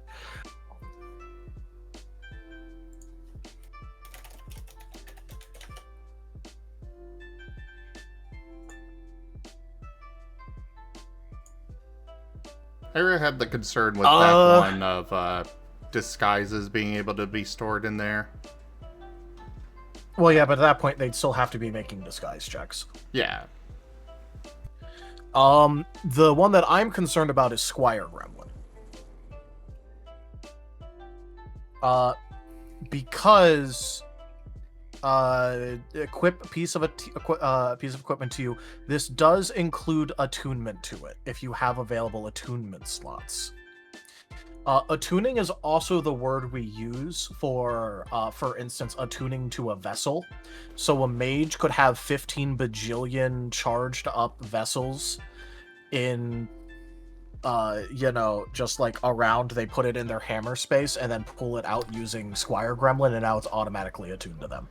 That is a good point. I will clarify that this is only for... that this does not include... what's the term that I've used for it? I think it was specialized tools. Yeah. So, because this was meant specifically for weapons, armor, accessories, and shields. Yeah. No, I figured. I just wanted to point out that that's the same word, so it does technically let you,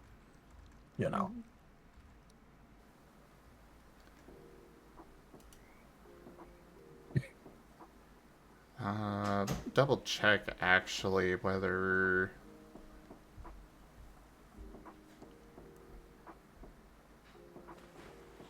Yeah, these are... I don't see on a first glance here that I even refer to catalysts or vessels as equipment.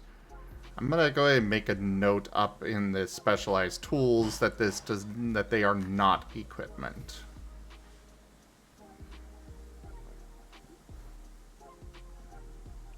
Because, yeah, I don't want that. It's specifically for the other stuff.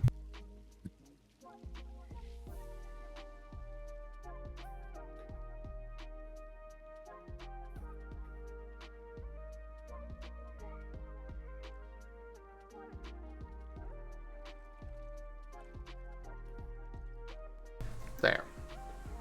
That has been specified up there. It's not specified down there, but, well, that's fine. But yeah, this will not include vessels or catalysts. Yep. So long as it's, hammered away, then a lot less concerned about it. Because I saw that, and I'm just like, oh, we can't allow that. Swap Gremlin, change out your current equipment with new equipment. Alright, so that's how you, oh, hey, you've broken through my first armor set, but what about my second one? Swap. Exactly. Or if you're up against somebody that's using, more ethereal, then you swap to your ethereal armor, etc. If anybody's seen Fairy Tale, it's the one red-haired lady that I can't remember the name of. I was about to say, you're going to call her the Red red-haired later. lady, aren't you? Yeah. Wait, what? Fairy Tale? Fairy Tale's an anime where everybody has magic. Yeah. Okay, Yeah. that anime. Okay, okay. It's even funnier because her last name is Scarlet. Yep. So you calling her the red-haired lady is extra funny. For some reason, I was thinking Ezra, but I don't think that's right. Urza. Urza. It's Urza. Here's It's Urza Scarlet. I was close with that. It was close, yeah. Isn't her name also Titania? Well, Or her that's alias, rather. that's like a title. Yeah. But either way, she very much inspired this bit.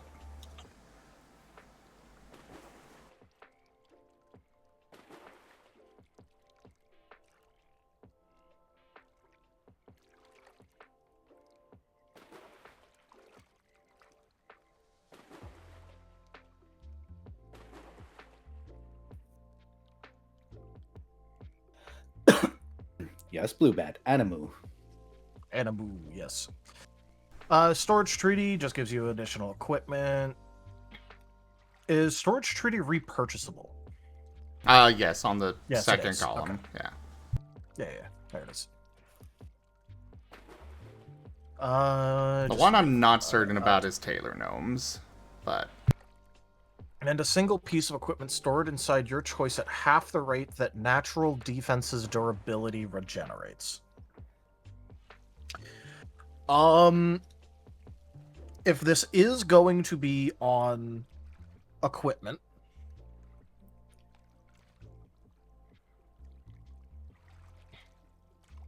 And the point of it is to be on equipment.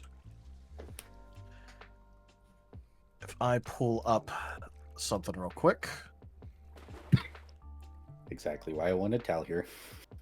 Because I knew he'd We do this. have the repairing trait on weapons and armor as a part of the traits that they're able to pick up, which is weapon/armor repairs X durability per tier per long rest, with light being 1, medium being 2, and heavy being 3. We could just make it so that way Taylor Gnomes considers weapons or whatever stored items you have to have the repairing intrinsic trait, or like That a works for lesser me. version of the repairing intrinsic trait. I say just, I think for 20, well, essentially 46 XP, I think having it be equal to that, but you're only allowed to do it to a single item per full rest is fine. Yeah, especially because, like, for instance, if they also have repairing on the item, I think that should stack. Oh, I'm absolutely all for that. Yeah. Exactly why But- I wanted Tal here.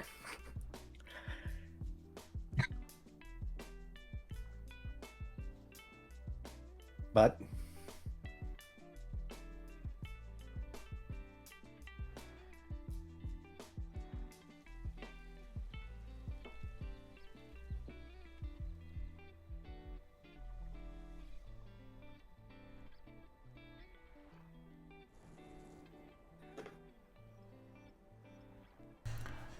Alright, select that.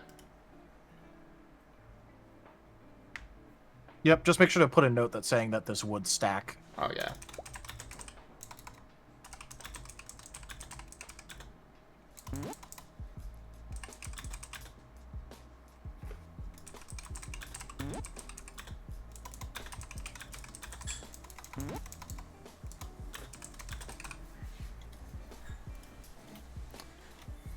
Alright.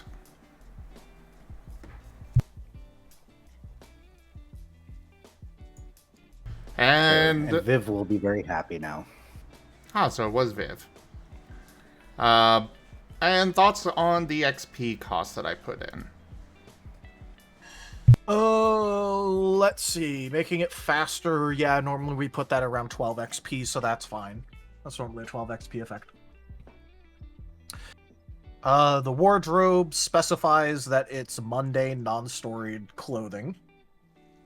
So there's ways to use that.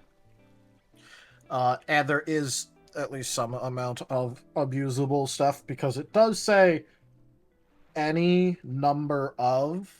So, like, technically speaking, you could walk into some fancy person's closet and just hammer wardrobe their entire closet. Yep. Which is something I've had players do. I'm not kidding. I can absolutely put in that you have to spend an hour per new item to basically store it in there. To basically add it to your wardrobe. Yeah. Maybe if you make it so that way it's like as a part of a rest. You may add a new item, whatever. It doesn't matter whichever way you do it, actually. Yeah, as part of the rest, you can add new clothes to it. That's fine. That way, if they want to do that, they need at least the time to take a rest and have the rest eaten up trying to vacuum someone's closet. Uninterrupted. Yeah. Though now the idea of them getting caught and the clothes exploding everywhere is too amusing to let go. What are you doing? Clothing.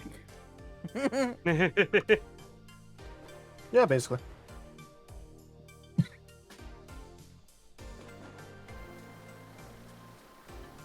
Slowly looks at Vari. I'm doing short or full rest, so... Because breather rest isn't enough.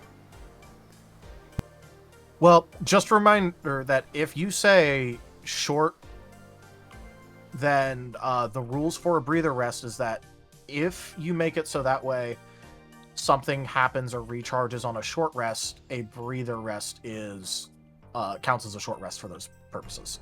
Fair enough. All right, full rest it is.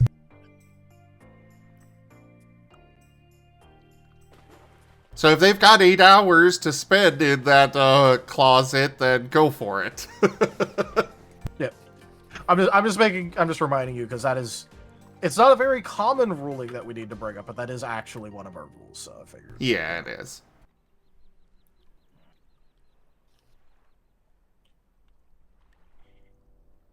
The equivalency of damn, this basically never comes up, but well, it would here. But anyways, Hammer Wardrobe, it's, mundane, non-story clothing, like, with Yeah. the 25 initial, that's, 28 XP to just have whatever clothes you want available. And yes, Dux, you may. Pat, pat. Yeah, I just had hesitation because I know people that would definitely try to abuse the snot of that. Yeah, which, like, it does have some amount of abusability to it. Like, vacuuming up a bunch of different clothes, like robes or whatever, that are really easy to get a hold of, and then, using that to, like, there's some silly stuff you could do with it, but you have to be creative about it. So, yeah, I don't particularly mind. All right. Especially because, yeah, it has the very funny effect of, let's say you do absolutely fill up your Hammer wardrobe with just a shit ton of stuff. The first time you go unconscious, that is all exploding on top of Uh-huh! That's true. That is very true. And you have to take a long rest to put it all back, so that's kind of Yes. funny. Yeah. So, you can, in fact, use it for some silly shit. However, the moment that you get knocked unconscious, it's going to be a clothes explosion, and you're going to literally look like a clown that just, like, exploded with various costumes and handkerchiefs and everything. Exactly. Now I want to take it and put it on a character and have him have nothing but handkerchiefs. The moment he goes down, 55 metric tons of handkerchiefs comes out. To be fair, Vari, that doggo would already have the goal of getting locked in a Bass Pro shop for a night. Even before that, that would be that particular doggo's entire goal the moment they saw it. Yes, that particular doggo was ready for this. Yeah.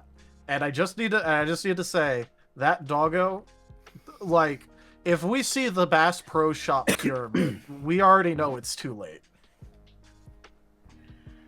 Don't make me do things like that as an ST, damn it. Don't make me. That feels like you're making me. I What? brought up one thing. Nope, it feels like I'm being made now. I might have to do it, damn. No.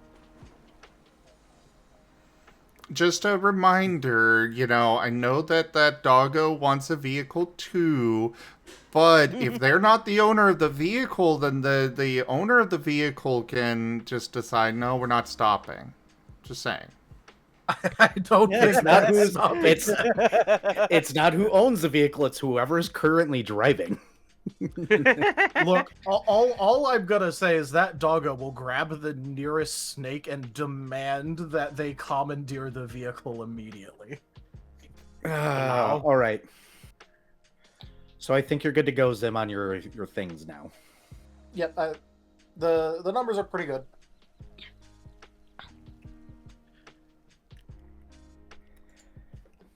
Did we All want to right. retouch bulk?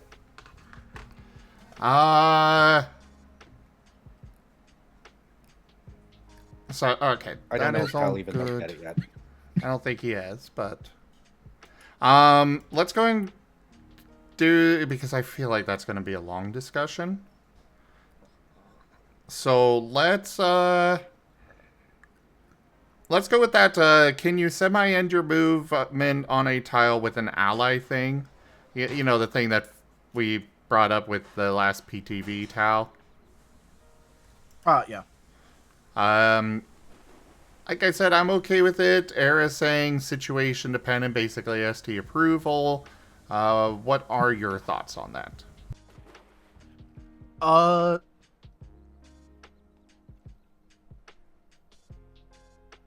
Yeah, so there are definitely some shenanigans and dangerous things that you can do with that.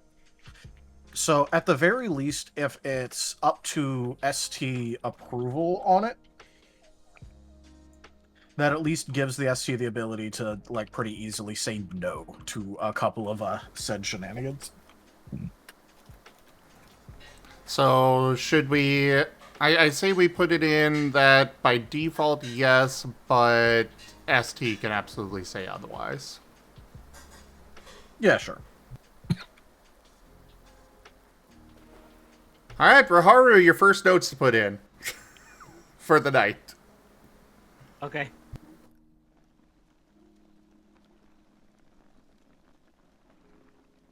One moment. I did want us to go review some notes from earlier this year that never got implemented, but now that we've had some changes, I wanted to go back and re-review them, but we can do those with another, because it's not pressing stuff. Yeah. Though, did some of those feats that we, like, approved but just never got moved over end up getting moved? Not yet. They will be. It's just this last update. Dude, it took 2 messages for the amount of stuff that was updated, and that's with me skipping over the, I didn't list out all of the feats. Like, that was a huge, huge update. Yeah, But I will get to them, just gonna take a little bit longer. Okay, could you repeat the thing that you needed me to note? By default, you may semi-end your movement on a tile with an ally, as long as you do not end your turn there. But this is subject to ST approval. Yep.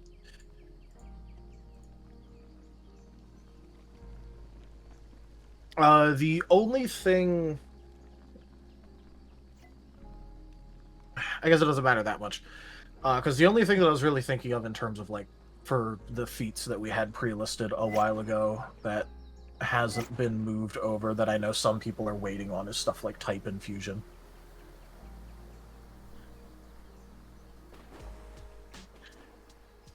But that's not the highest priority.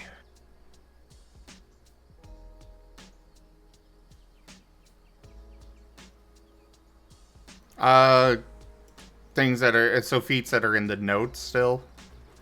Yeah. Yeah, in the notes that, like, got approved, and then we just never really added. I will get to them. Yeah, because for instance, we have 1, 2, 3, 4, 5, 6, 7, like 8 of them just sitting there in from 8/7/25. I work as fast as I can. We've got a lot of stuff being done. Yep, no, I was just more pointing out that, like, people have been waiting on it, because I know, like, Kin, for example, has been really wanting to pick up type infusion.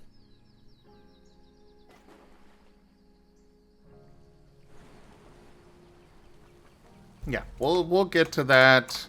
The review notes from 417, we can come back to that another time. That's basically just the alternative types of companions, basically, like a familiar and a weapon instead of a full-fledged, individual character kind of thing. But we'll come back to that. That's not a pressing issue. The secret sense feat. This should be pretty fast. Ability to send secret pathways / doors, but more of an ST has to call for a roll to detect it sort of thing. And it's basically, you know, the storyteller just says, hey, make a perception check or investigation check, and to the player that has it, and goes from there. That's the way I'm thinking. Yeah, basically elf ability.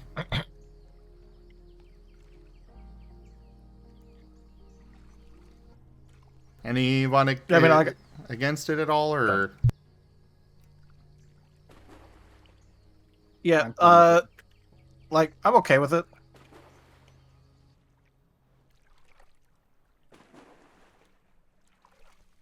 You good with it, Era? Yeah, I said I'm fine with it. Okay. It's your generic elf ability. Yeah. Alright, so then for the notes, we just need to add that and Give it to your rogue. there. That's all we needed to do for the notes on that, just a copy-paste thing. Alright, so...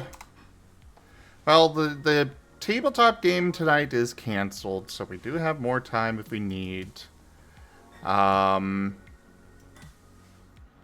of other things that I think will be quick, because I feel like the bulk and the weapons thing are probably going to be a bit longer discussions.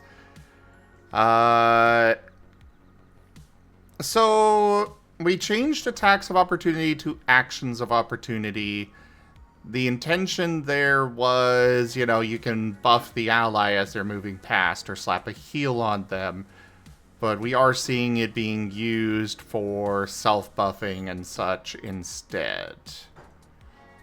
Yep. Do we want to change that? Because that is feeling a bit broken for action economy. My thoughts on that is we specify it is only on movement. And it has to target the triggering, the one that triggered it.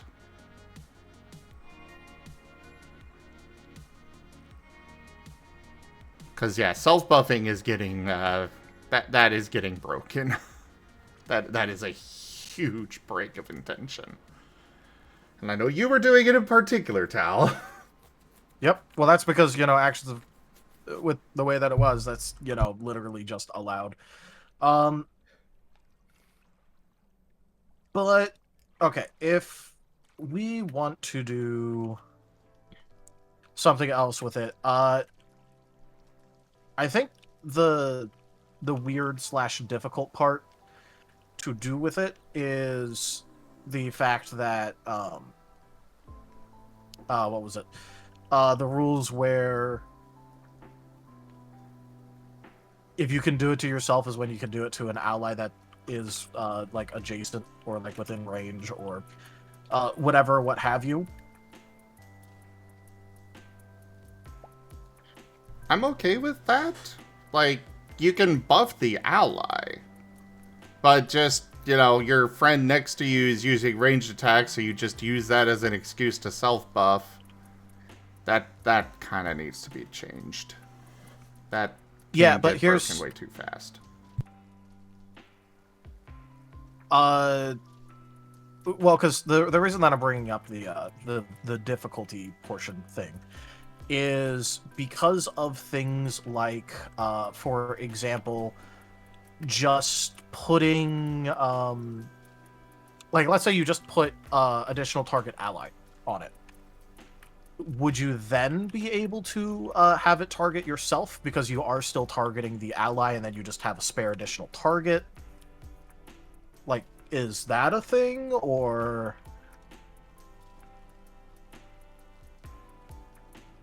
You know what I mean? When I'm asking that? I know what you mean. What is your suggestion on that? So...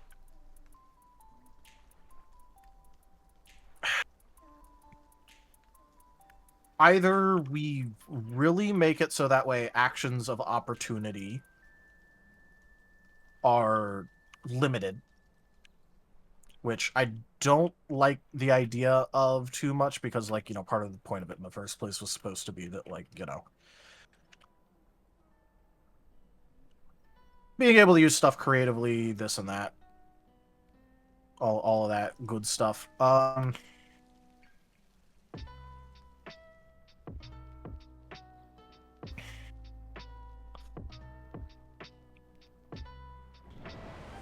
guess there's a couple of things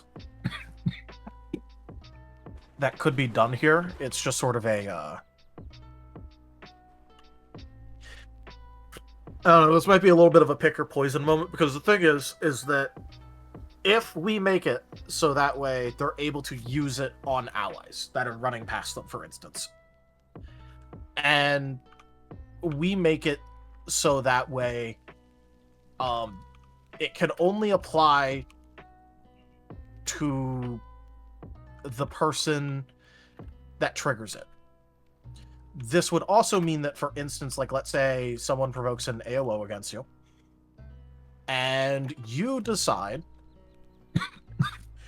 that you're going to hit them with a move that also has a self-buff aspect.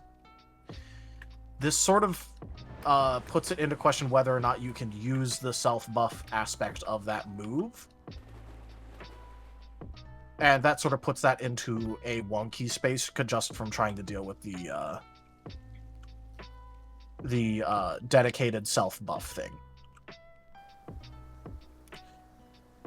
So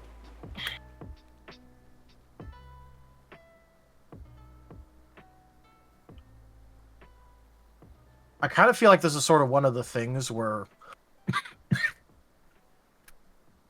like, kind of no matter what we do there, it's just going to be... There's going to be something funky so long as you're able to do positive actions as a part of an AOO.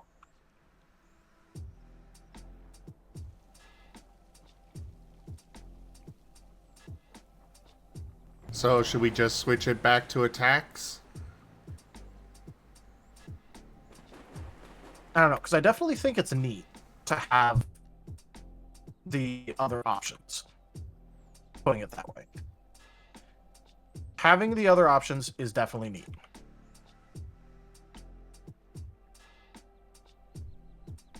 I agree. It's very neat. It's just... I'm already seeing it be broken a lot.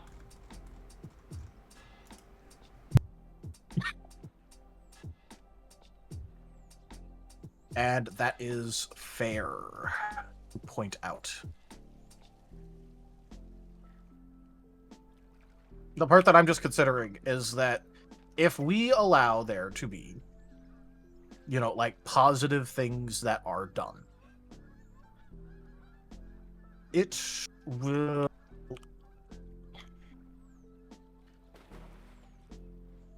kind of almost always result in someone trying to figure out a way to make it work. For, like, trying to get some sort of, like, a buff or positive thing or what have you. What we could do is that we limit it to... Because, like, normally you're not able to do something that would trigger an AOO itself. So, you know, additional target ally is an AOE, which would not necessarily by itself, but I think you only get to target one person, and it is the triggering creature. The ally. I think that's the best way to go about it. So even if it has an AoE element, it loses that, and you only get to target that triggering creature. It's it's not great, but it's the only real solution that I'm seeing to avoid the whole self-buff chain there.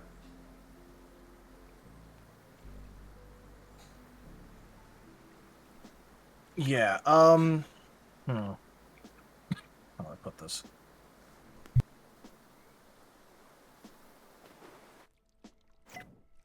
It's sort of a thing where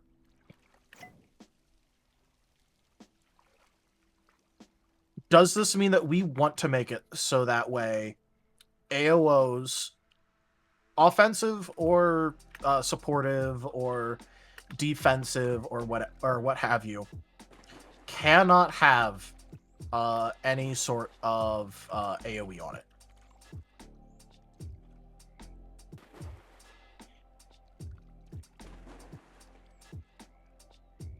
Because it doesn't make too much sense to just have it be, you know, kind of like across the board. Or one, but not like across the board.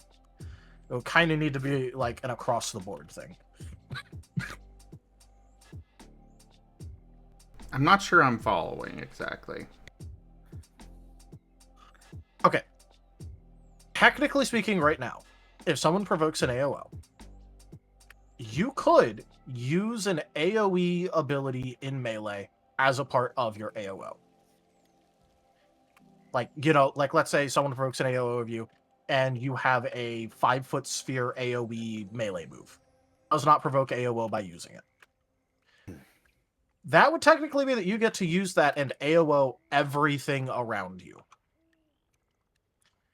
Do we want to just make it so that way AOOs, positive, negative, neutral, whatever, what have you, cannot benefit from any amount of AOE? Or additional targets. Well, additional target counts as an AOE. Yeah, It does. I specify only because of language. So AOOs would have to be targeting the triggering individual and could not be AO or AOEs. Would be the ultimate or the end point there then. I think so. Yep. I think that's the way we should go with it. Whether any other enemy or wording- ally, I'm fine with it. Just if it'll lose any AOE effects. Yeah, I'm good with that. Yeah, because any other kind of like attempt that we make with that is not going to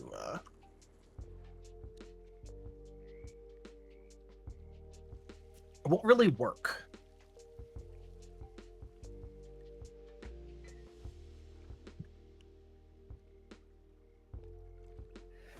That's the best wording we have, so we can give it a try for now. Yeah. But the thing is that literally any other wording is going to run afoul of other rules that we have Yep. to try and promote team play or in order to make it understandable. It will literally just not work if we don't have it work this way. And we don't want to let people self-buff off of or dedicated self-buff off of AOOs. Alright, so AOOs. The AOOs cannot be. I'm summarizing for you there, Raharu, as well as make sure everybody's on the same page. AOOs cannot be AOEs. If they have a AOE, they will lose that trait. Yes? Yep. They can only target the triggering creature, whether friend or foe.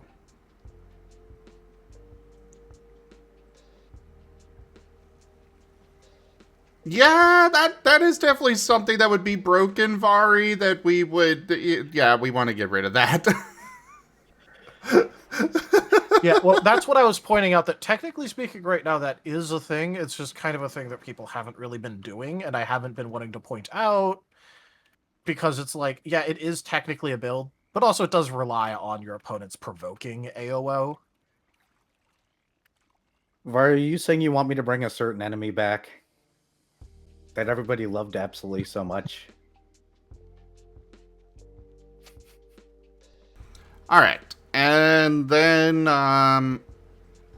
the other part of that is, what do we want to limit what actions by allies actually trigger AOO?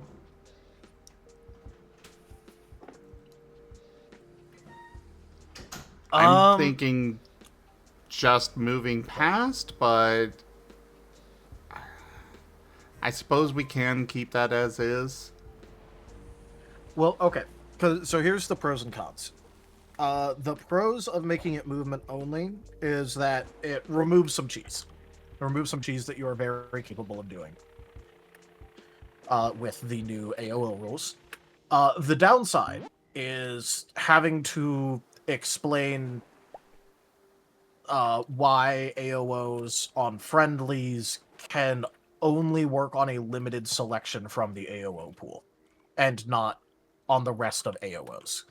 Because then we'd effectively be splitting it back up with one being offensive and the other being, whatever else. Yeah. Unfortunately, yeah, it would be a complexity.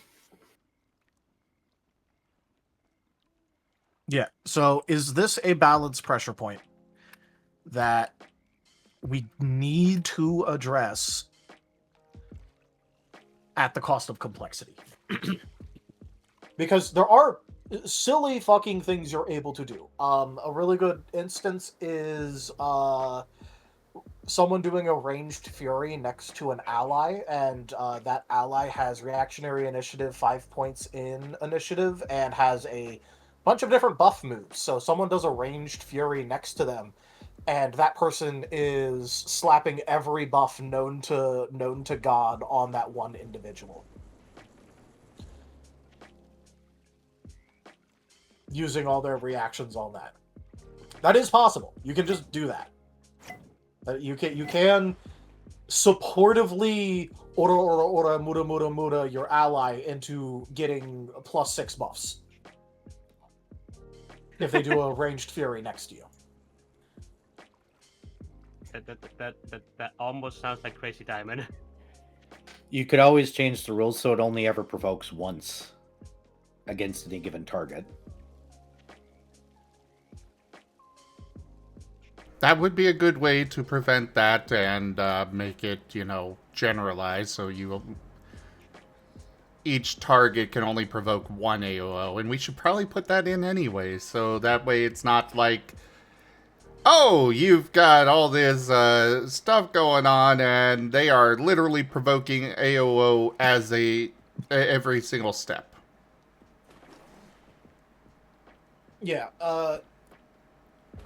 so if we do that, definitely make sure that it's you can only target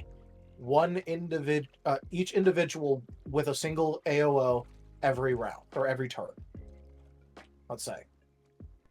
Yeah. Yeah, just because if we have it work the other way, technically speaking, that would mean that, once someone gets AOO'd once, no one else can AOO them. Yeah. So we'll do that, and I say we'll put this whole thing to rest for now, and see how it plays.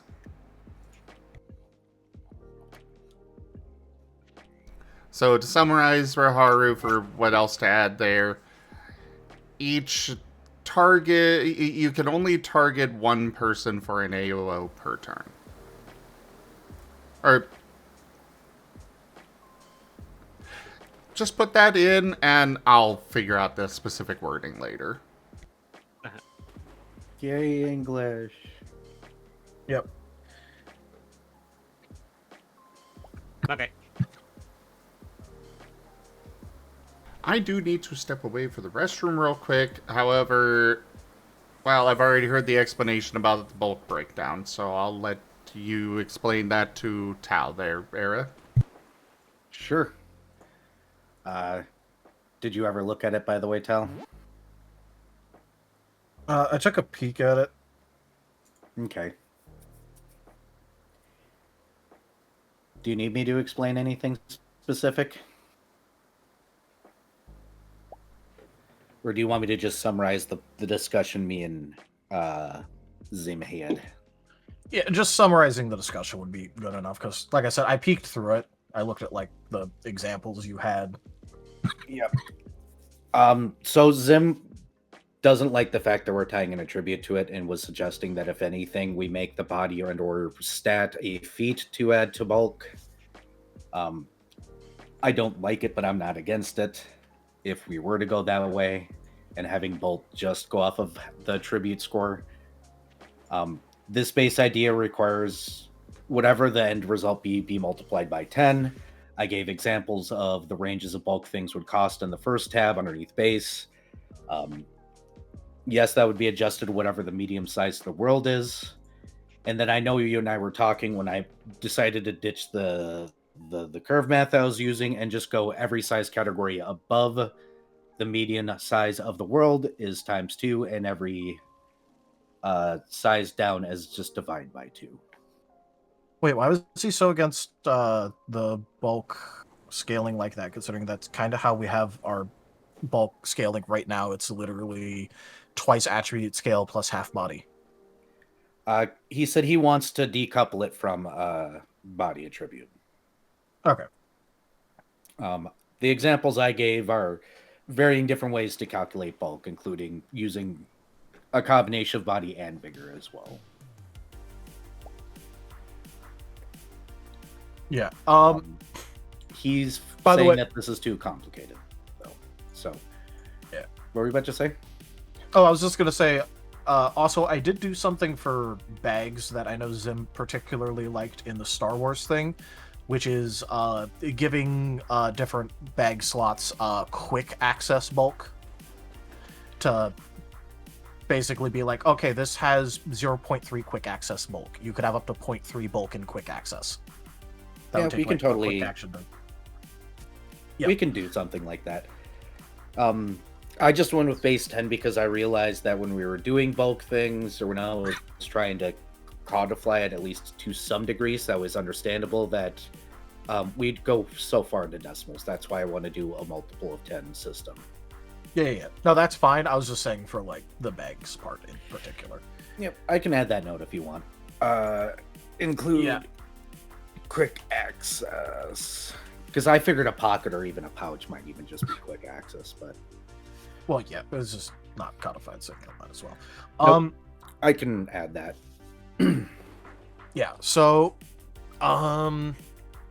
if we do want to decouple it and just make it based off of attribute.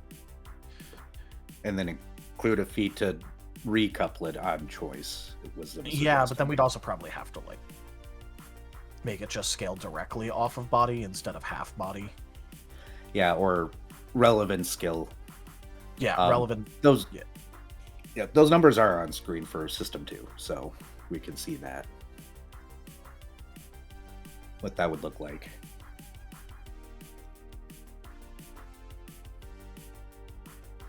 Yeah.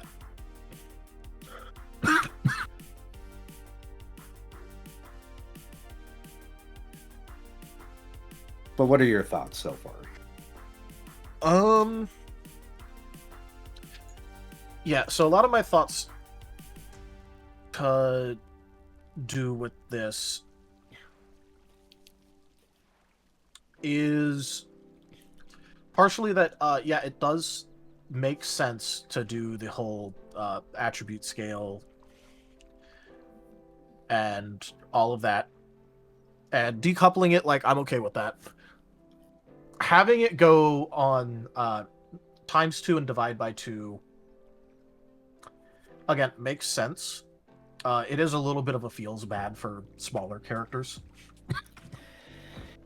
Yeah, the only solve, and what Keith said, is the smaller you are, the more places you can fit. Generally Yeah. speaking. But that's kind of up to like a world building Yes. kind of thing rather than a mechanical thing. Because smaller characters kind of already have a bit of a short end of the stick with losing integrity and gaining evasion. Gaining evasion is nice, but it is always possible that an enemy just like rolls up with a bypass accuracy. Yeah, this would give us the opportunity at the same time to possibly give smaller creatures something a little bit more powerful we might have hesitated to give them before as an excuse. Yeah. I'm just pointing out that this does, like, Yes. Granted, this would also be a multiplier applied to items of that size, I believe. Yes. Zin was actually suggesting at one point that you apply the math to the item, not to the character for bulk. Yes. I am back. Welcome back. I personally pushed back on that because that involves you doing the math every time. Yeah. Well, also that has the problem of a huge creature never being able to carry a huge item because it would instantly over-encumber them. If it scales off of the item and not the individual. The individual would never be able to use anything up at their What I am size category if they suggesting are with plus size.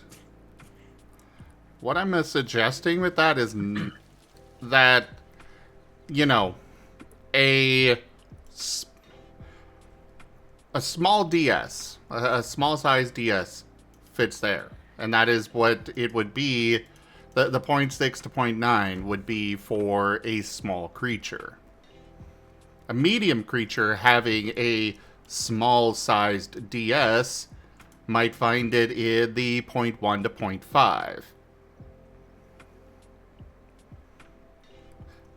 0.5.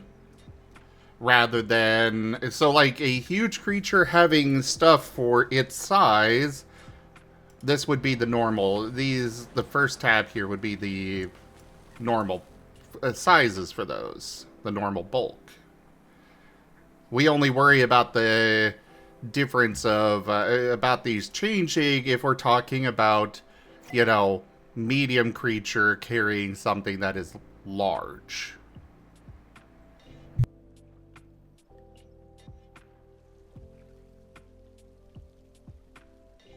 So basically, for every item that you pick up, you want them to... Like, let's say that you want them to take their character size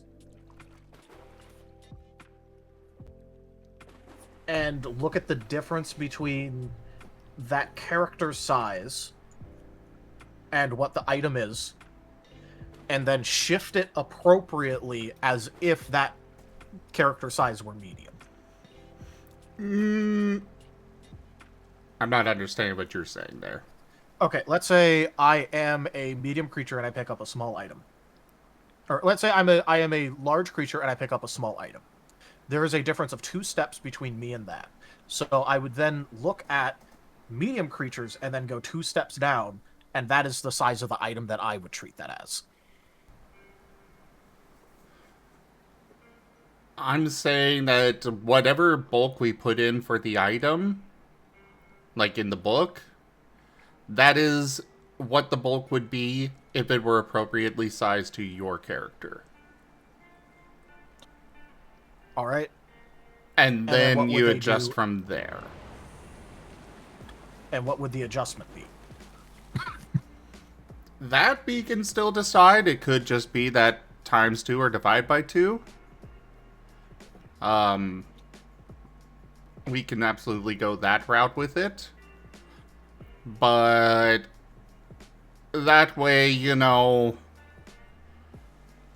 the diminutive character can still have quite a few different things. It's just they're all going to be appropriately sized for them. But then if they're trying to steal, you know, random medium CEO's cell phone, they're gonna have a bit of a tough time carrying that giant ass cell phone compared to them. All right. My next question is going to be, how would this interact with telekinesis?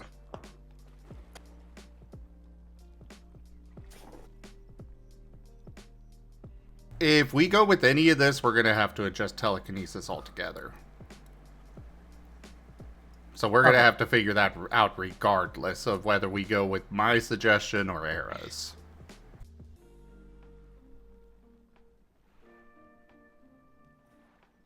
But yeah, so what I'm getting, this is a little bit maybe more technical than you're really thinking about this for, but effectively this is a sliding scale based off of where you are versus your the size category of the item, and then we would normalize that in comparison to a medium-sized creature. No, medium-sized creature doesn't really come into... a specific size creature doesn't come into play here. It's just the So you sliding don't scale. want there to be a difference in a large creature handling a small item and a medium creature handling a small item? You are saying two completely different things here.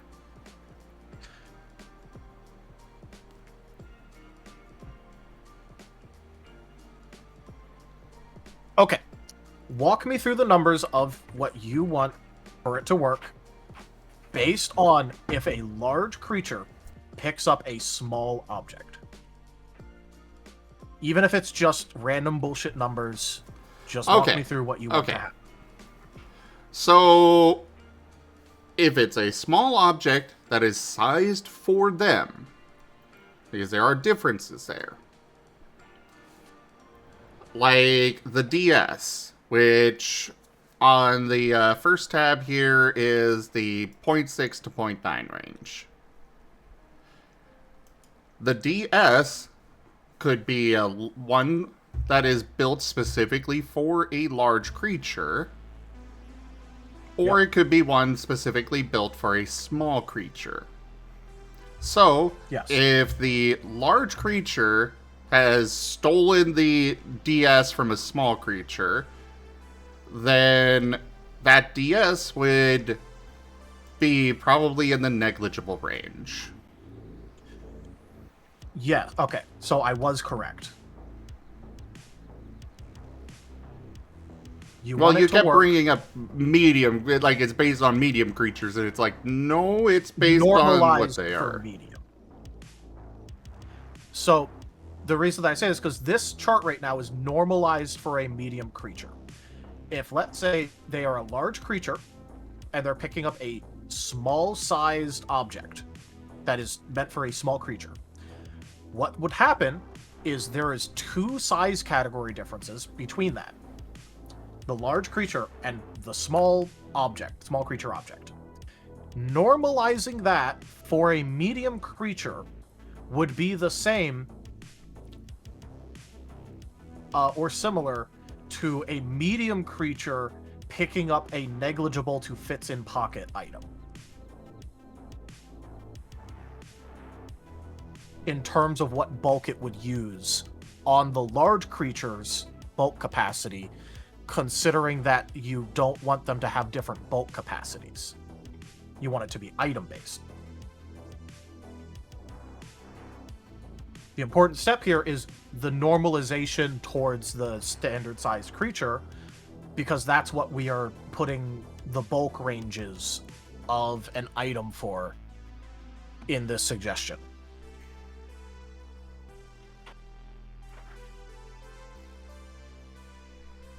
Well, please bear in mind, I only made this list specifically as a reference guide, not an absolute. I know, I'm just pointing out the way that he, technically speaking, wants this to work. Do you understand what I'm saying, Error? I understand what you're saying. All right. I'm worried that's going to be too complicated and difficult to do on the fly. On the fly, yes, but it would also still make more sense. Because, a cell phone made for a pixie would be different from a cell phone made for a human. Well, yes, but... But, in comparison, those would still consume the same amount of bulk for the pixie and the human... Like, relatively.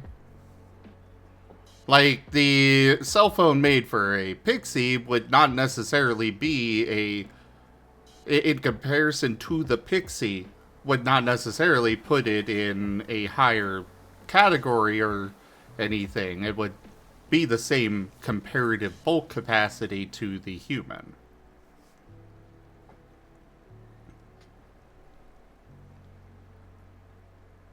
Which I think we would be doing anyways, even with my system. Well, your system is specifically saying that the human is the standard and everybody else is adjusted around that, but then with your system, we would still have to multiply everything anyways, because the huge creature would then have to have their... Yeah, you know, that cell phone would be... No. With your system... No. With my system, it's 100% still based off of the median size of the normalized size of the world. So if you're in a small world where everything's small but you're a huge creature, then you're going to count the steps between and do the multiplication that way. And then when a tiny creature has a cell phone, I'm not saying don't make it negligible for a medium creature. That's still kind of expected. But it's reflective of their larger creature, they can usually carry more. And then when you take a huge creature and give them a huge cell phone, I don't know. Tel, do you understand what I'm trying to say? Because I don't think I'm wording it very well. Yeah, so 'Cause I he's think saying that you would still account for the difference in size between you and the creature that it's made for when it comes to calculating the bulk for it.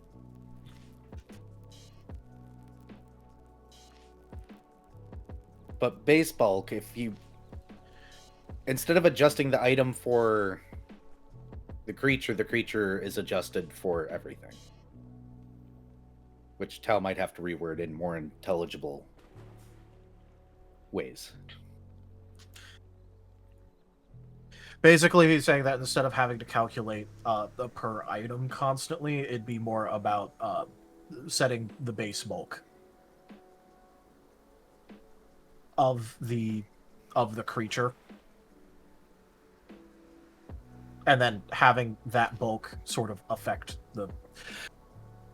Basically, you two are trying to go at this from the exact opposite ends. Yep. That's the best way that I can explain it. You're both doing the same thing from but different angles. completely opposite ends. Yep.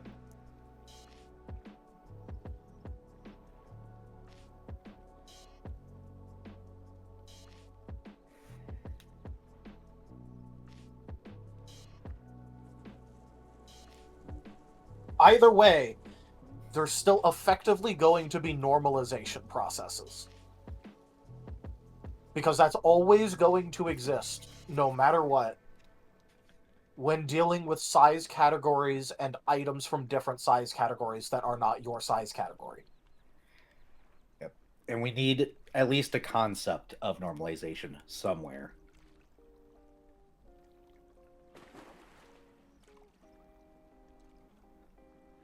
It just depends on whether or not we want those calculations to be done on the front end or if we want them to be done on the back end.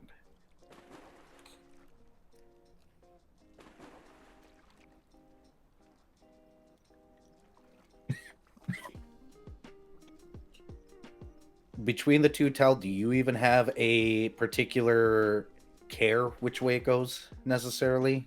Or if it goes... I personally think it would be easier.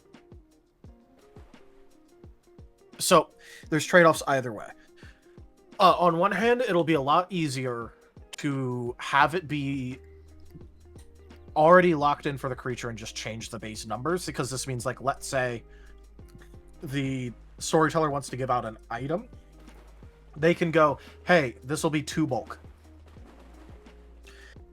And there isn't as much questioning about,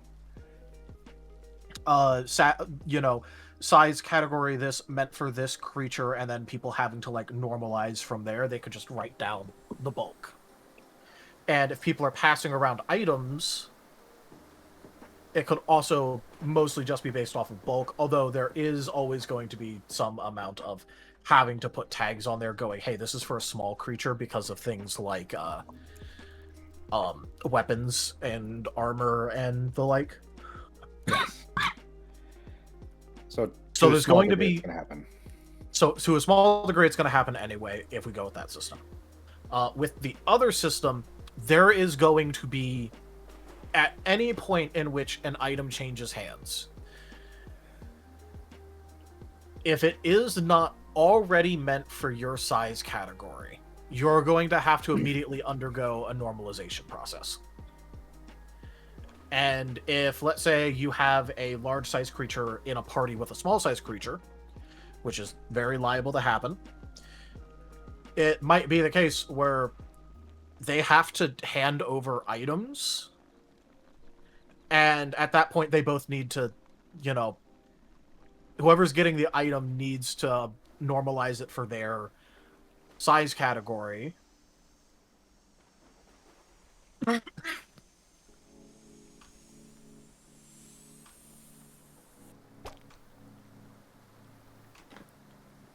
So it's going to be a bit of a headache either way, because dealing with different size categories is always going to be a headache anyway.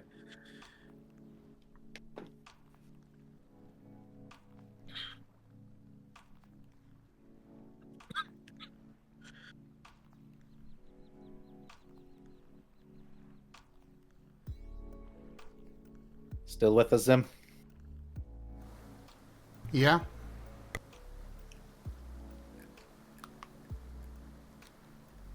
So really, it's more just deciding what downside and bullshit we want to, one, deal with ourselves, and two, have the players deal with.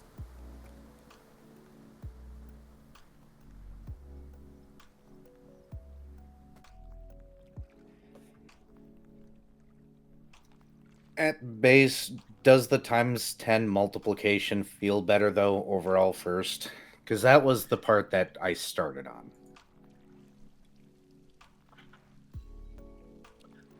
That part is interesting because it's kind of going to result in a bit of a every base is base 10 meme with that.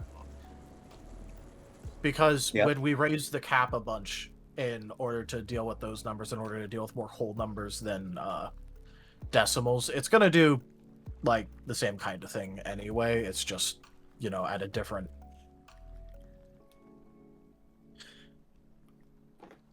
So I'm kind of ambivalent to changing the base multiplier number, because that just results in us having to change what the bulk of different items are. And changing it away from decimals to instead being integers, but it's still going to mostly take up the same sort of bulk capacity. Yeah, it's still going to do the same thing. It's just less decimals. So it's going to. I don't care about the cleaner. Okay. times 10 multiplier thing, because that's not a rules change. That's just more of a representation change.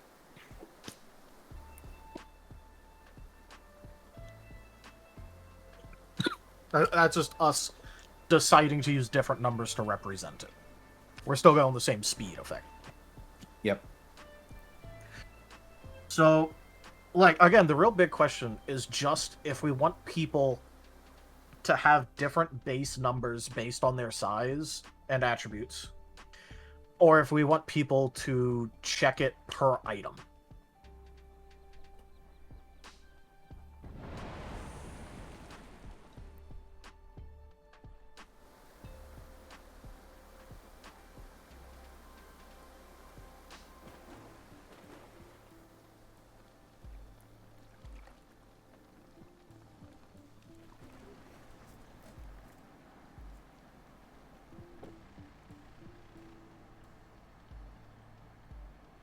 And Yes, we are, Ferret.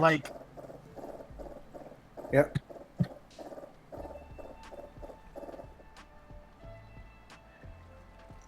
Personally, I think it's easier to just give people base numbers. That's what Pathfinder does, for example. Most systems do. Yeah. I think it's easier to Alright, give let's just do people it then. different base numbers.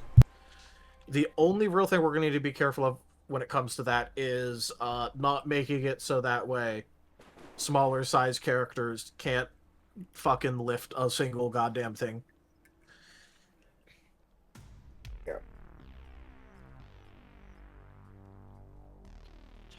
But that'll mostly be based off of, for instance, doing things like when we adjust the numbers for items that are, like let's say weapons, because it's probably going to be like a light weapon will be like 1 bulk, and then a medium is 5, and then a heavy is 10, or something, or whatever. Putting that through multipliers and dividers as well will make it so that way. You know, different size category creatures can appropriately carry items of their size without it being, you know, the pixie picks up a sword meant for them and then it crushes their fucking back. Yeah, no, that was my assumption in building this, is that when things are sized for their or for a size category, that the same math would instantly apply.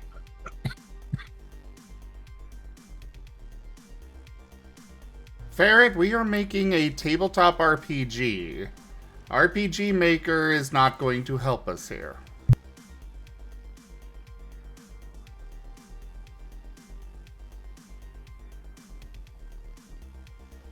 Also, Vari chimed in saying that he also prefers having just variable bulk capacities based off of the size. Well, he's more than once made a character with like X to no carry capacity because he finds it funny. So, I mean, hey, fair, I guess. I'm just, you know, there's going to be headaches either way. It's really just picking our poison on this one. This is going to be a poison of complexity either way, because size categories are complex. yeah.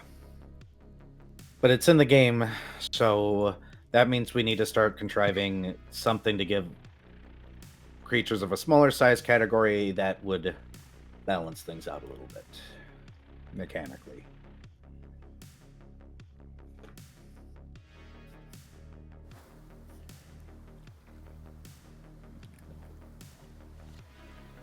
But at least that's one discussion closed.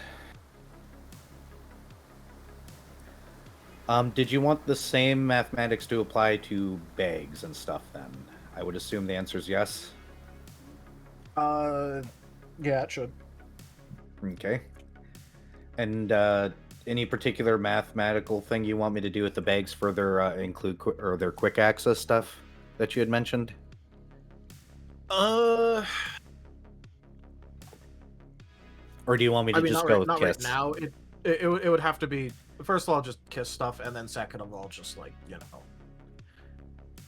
making it so that way once you actually have numbers for that, we can look over it and go yes, no, adjust to this, yada yada. Right. I'll put together something for bags. Those are the base numbers for now, so they're there. Ferret, RPG Maker is making a video game. We're not making a video game. We are making a tabletop RPG.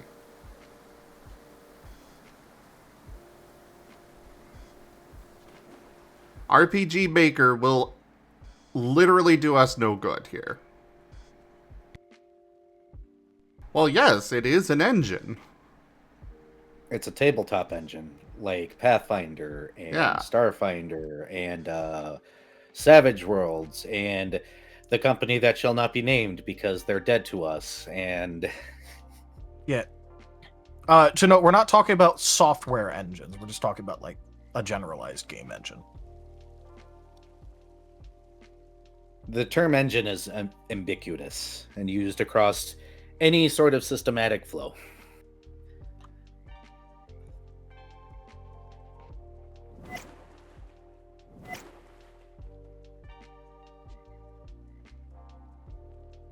That's literally what we're doing. Yeah, that is exactly what we're doing. That's what this is, just a piece of a giant puzzle of all of that we've been doing for 3 years now, just over 3 years. Yeah. A little bit over 3 years, yeah. And how many pages is the book now? It's like Almost 178 200. pages. Yeah, 180. Yeah, but that's, not counting the credits. Fair. By the end of this, I am anticipating that this book's going to be over 300 pages. Yep, quite possibly. And then I'm gonna make the QRD. Yep. And then there's going to be QRD. the DM screens, quick reference guide. Yeah, quick reference stock where I cut out literally all of the fun stuff and the fluff and all of that, and I just straight up make it condensed as fuck rules. Yeah, it's the quick, it's the thing that the GM keeps behind the screen. So when a player goes, I'm going to do this, they can really quickly go, okay, and this is how it works in short. Or like, you know, a player can have up on a different screen instead of having the whole ass book open and having to find things in there. It just has, you know. Yep.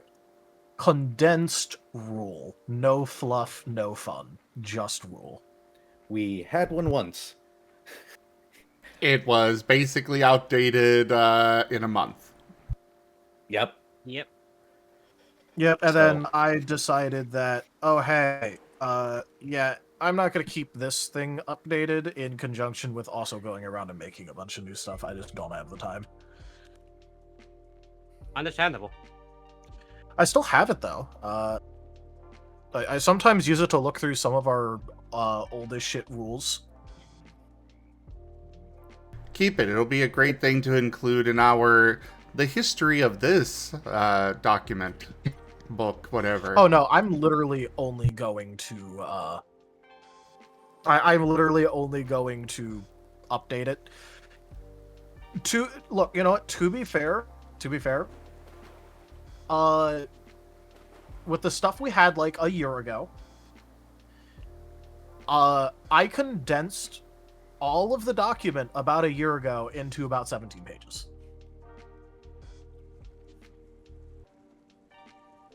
Wow. But also the book's gotten a lot bigger since then. A lot More than bigger. 17 pages now. Yeah, Definitely I make section probably modules. have it at about 25 to 30 pages if I did it now. But anyways, you put in weapons here, Era. Yeah. I fielded a handful of complaints about how we have weapons. And it was a bit of a rough conversation to have tossed at me at the time because I was tired and kind of stressed out. And was trying to re-explain it. And their chief complaint came down to a little bit of confusion. Their confusion was they thought that the weapon's base power, the minimum power came with it, the weapon, period, and you didn't have to buy that experience. They found it unfair that you have to buy a feat, and therefore felt it was better to make the move instead because you had to give up 25 experience to be able to use the weapon and not gain any of that towards the weapon. And the min and max experience confused them as well. So after spending some time considering it, one of the thoughts I had was that maybe we should take away the minimum and maximum experience and just have as one experience point, and indeed have weapons come with the minimum power that if you have the feat you get to use, and just take that out of the maximum experience pool. Or possibly consider making it that way that starter feat you take for weapons contributes towards the experience of the weapon or a weapon, or something to make that feel a little bit more fair, because after a rough conversation, as I said, those were the main complaints. Well, I mean, the feats that give you proficiency also give you other bonuses. They already do that. They are not just you get to use the thing, it's you get to use the thing and here's a bonus for it. Yep. Those things weren't... Those that brought these complaints forward didn't understand that initially and found it confusing. All right, well, that would be a clarification thing, not a... Because they do already give legitimate benefits from it. Yeah, it was a long discussion, so... I wanted to reopen it up here because it was a very it was a thing.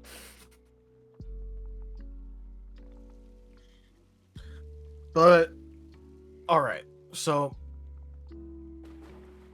I guess first let's go off of the minimum and maximum XP. Yes.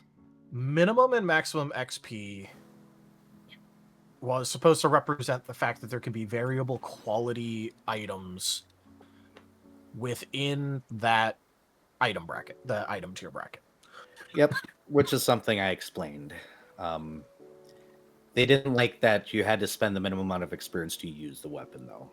Yeah, that was not a thing. If you are attempting to use a weapon without investing any XP, you do receive that minimum power. However, you roll at difficulty 9 without proficiency, and difficulty 8 if you do have proficiency. This is on both accuracy and power, and is considered the default, so it can go up to difficulty 10. Yep, that was just added too, wasn't it? It was, but Yeah. that was already. So I haven't. That was just codifying what was already there. Yeah, I hadn't previewed that with them yet during that conversation because it wasn't written like that at the time.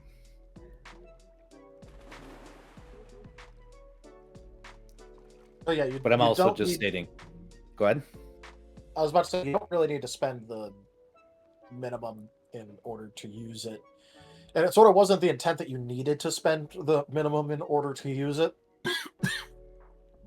But yeah.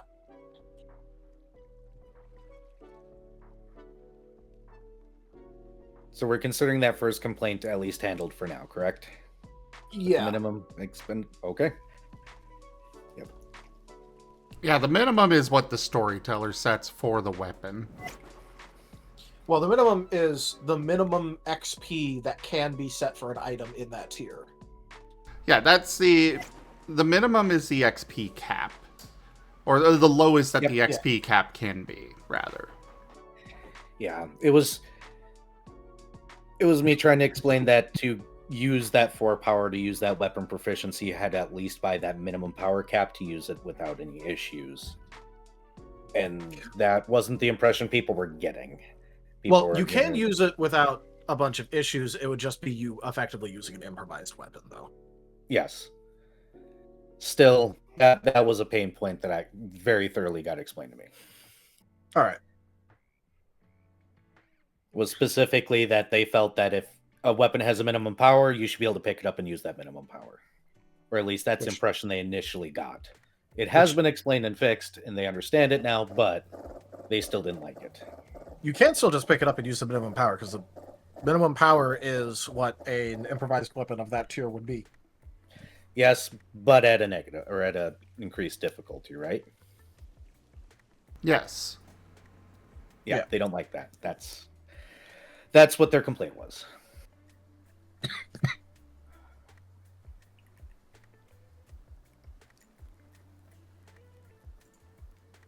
But I can re-review it with these individuals now with this being written out this way and see how they feel about it now. Do you want me to do that? Maybe. I don't think it's going to change that much. I don't think so either, but it was worth note. And I said I would say, or bring it back up and see these thoughts. We are free to reject them.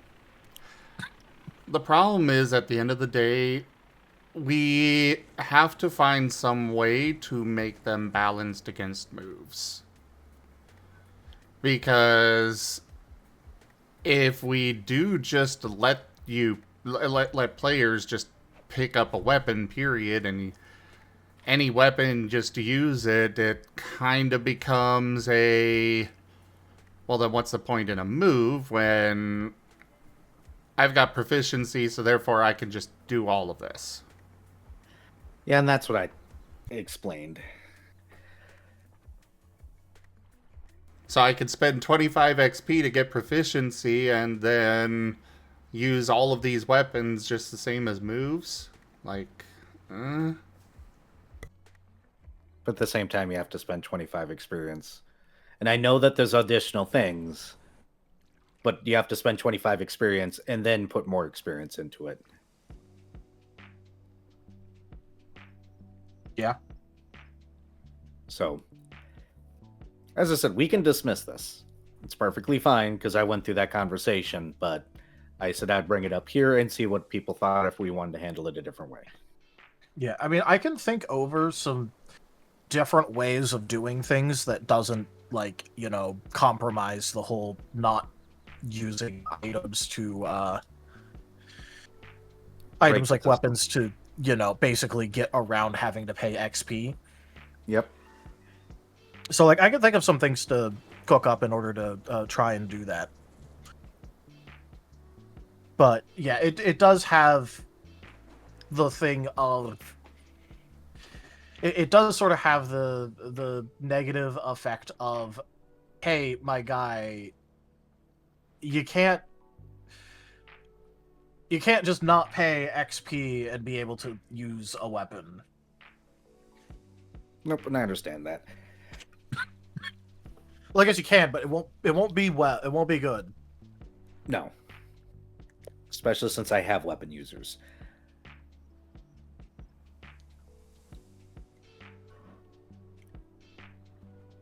Weapons are fucking strong in this anyway. They are if you dive into them and actually spend out on them, yes. Yeah, no, like I will just say, if you go into weapons, you have access to the literal scariest fucking trait in this entire system. Like, it is so worth it going into weapons. If you just pick up penetrating, it is monstrous what you can do with that. But, like, you know, in a way in which if you really want to get a really high penetrating value, you're sacrificing power for it. So, you know, you have lower direct damage, but you sort of bypassing integrity scores, which is nice. But it's also, you know, only weapons have that shit. That is currently a weapon-only trait. The ignoring integrity thing? The penetrating value, yeah. Yep. Nothing else in this system currently has penetrating. Yeah. Granted, we could expand it out a bit, but, like, right now, weapons are the only thing that have that shit, and that shit is scary.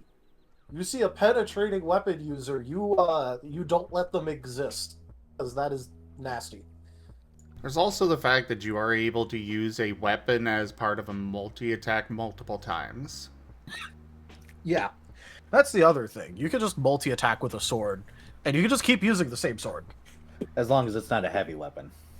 Well, yeah, but at that point, you aren't multi-attacking with a heavy weapon anyway. You literally can't multi-attack with a heavy weapon. So do we want to leave it then? I mean, I'd like to I think discuss with those people, but myself as well, or at least be involved in the conversation. But yeah, I don't see anything that we can do on this. Yeah, I mean, like you said, I'd like to talk with them if possible, considering, like, you know, I'm effectively the guy that designed weapons anyway. So if they have complaints about it, I'm probably the best equipped to discuss and try and find answers to it, because I'm going to be the one looking into this anyway. But in the meantime, I'll try and look into it myself and see if I can't figure out something good with it. I was going to go and put in more traits for weapons and armor anyway, because I really need to do that. Yeah. We got moved on to other things, though. And I haven't put nearly enough work into Might. I just haven't had the time. Yeah. But it's just like, you know, there were traits that were kind of like planned to go into weapons and armor and all that, and then we just kind of didn't make it. Yeah. Well, we still have that list, right? Oh, yeah, no. I have it up right Okay. now. I have it up because I was checking what repairing did in particular, but yeah, no, it's...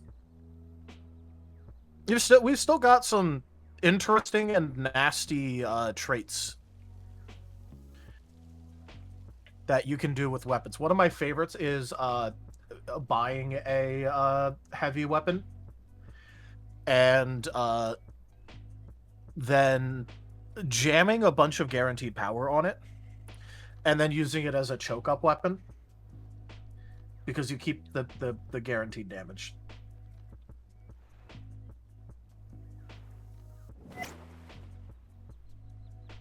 But that still means you only hit once with it, and you can't multi-attack. So it's kind of better just do a normal ass multi-attack with a medium weapon. But it's funny. The idea of choking up on a massive weapon that has a bunch of guaranteed damage is really funny.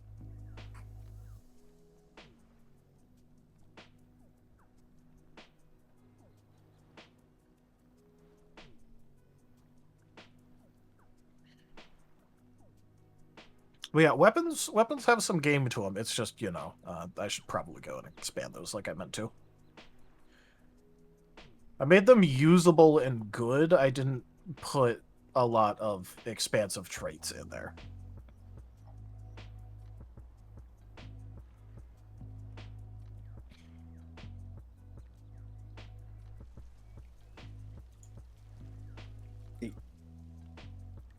I'm going to remove that from the to-do list then, if we're okay with it. At least for now. Yeah. There we go. As I said, I got caught off guard by it because I was not in a... during the time when I was very exhausted. I mean, I will say that you could have just told them, hey, put a pin in this. Or take it to somebody else, like Tal or myself, instead, because, there's also the, feedback channel that people are able to utilize, that whoever's up for it can take a look at it and stuff. Well, I also had to bring in you gotta give me something actionable and not just say I fucking hate this, because that's not an actionable fucking line of thought. So I ended up having that discussion during it too.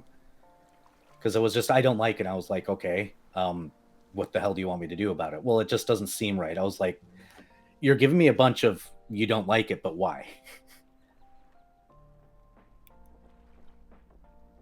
And then I snapped. I was just like, no, you can't do this to me right now.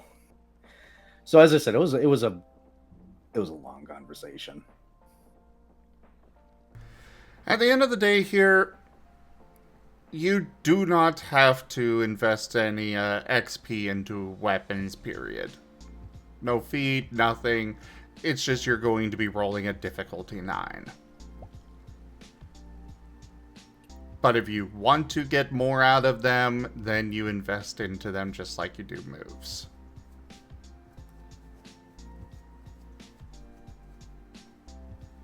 And even then, they've got a lot of special mechanics to them that just... like the multi-attack, being able to use the same thing over and over. You can't do that with moves. So... yeah, or the cleave trait. Cleave trait is fun. Cleave as well. Or intrinsic, or what's the other one? The one that allows you to hide it. Concealable. Well, several of those are intrinsic, but yeah. Yep. Wait, why is there just... there's just a random office chair over there. Nice. In the ducks thing. Oh. Yeah, that's a fishing spot right there. Ancient ruins in the middle of a pretty lake with a bunch of nice trees around. Random office chair. Like I said, that's a fishing spot right there. Indeed. Yeah, well, I wish they wouldn't have used such a cheap chair, though. A fishing spot. What do you want? I want wood. Especially because it's in the water. I mean, any chair you put out there would die after a year. Yeah. Anyways. Let's see. To-do list. What else do we have tonight? Right. Something that we brought up with the suggestions today. The negative, or the minus, current HP trait on moves. do some? I think it was Green Party that was bringing up that it feels like it's not worth enough. For me, I think it could probably be lowered even more. Because healing is really easy in this system, especially once you get to 15 attributes, which is kind of early mid-game territory. That is early mid-game. You also had the Later idea mid-game of is just making 20. it. You also did have the thought about making it unhealable outside of a long rest or a rest. Yeah, we had the idea of making it unhealable outside of a rest. And also or alternatively, or in addition to, just making it unavailable after 15 attributes. You know, once true healing becomes a thing, it's kind of like, well, not a lot of point in it. It's kind of just a freebie at that point.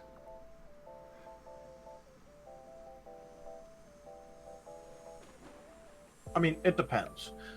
First of all, it is a -5 XP negative. If you want to get actual EXP value out of it, and like actually add something to the move, a lot of the times you're gonna need to buy at least 3.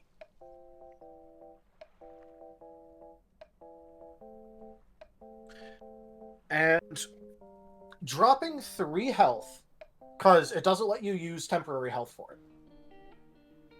That's the thing. You know, you can't use your temporary health. Yeah. That is... You know what, like, let's even just set it to 2. Like, let's say someone puts 2 cost current HP onto a move. Would you say that it is still a negative worth 10 XP if they're getting rid of about 10% of their max HP? That's fair. It just feels like it is a bit of a freebie after they get access to true healing, which is expensive, so it, you know... Especially since true HP healing is useful, but it's actually kind of garbage in a fight, usually. Usually you don't want to bother with true HP healing in a fight. Yeah, because it takes up so much of your XP cap. Yeah. So, yeah, you know, it is something that you can get around, but it is still basically going, hey, I'm going to be sacrificing 10 to 15% of my max HP in order to use this move with a little bit of extra zing to it. So it's like, yeah, on one hand, it's one of the quote-unquote less impactful negatives, but it's also one of the cheapest fucking negatives in the entire thing. So, because of that, they need to stack it to get it anywhere. And at that point, if you stack it up to 4 or 5 health, yeah, you're gonna hurt every time you use that move. Yep.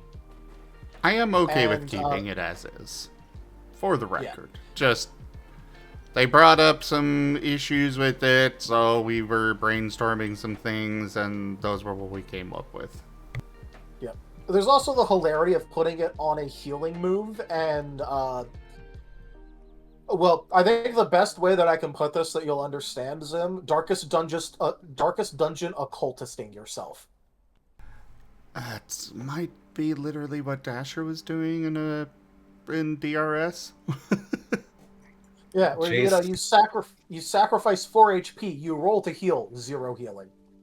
What the fuck? Jace literally took healing off of time by sacrificing 2 health points, so... Oh, occultings in yourself. I get it now. I forgot for a moment what the occultist did in Darkest Dungeon. Yeah, he heals and then like applies a self bleed, and it's just like sometimes you'll hit the 0 on its gamba, and you're just like, dude, what the fuck? It can do a huge amount, but it can also do jack all. Could also Yep. whiff, which is a really good representation of putting that cost on a move. Because for instance, yeah, if you make it so that way it rolls anything, there is just the entire chance that you botch that shit, and now you botched something and you just ate like 4 HP damage for no reason. So Ren's not allowed to use that. Got it. Or we need to make Ren use it, whichever is fine. I was about to say we need to make Ren use it. Hear that, Ren?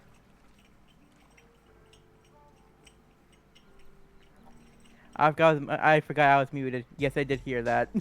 Yep. So you got to have a self-sacrificial healing move to make up for the fact that you're going to be drinking our blood. Yep. Also,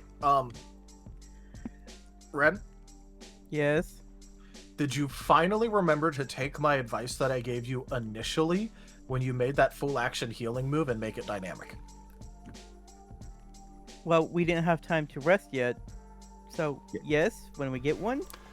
You Okay. guys are able to rebuild your characters now because of the new XP changes.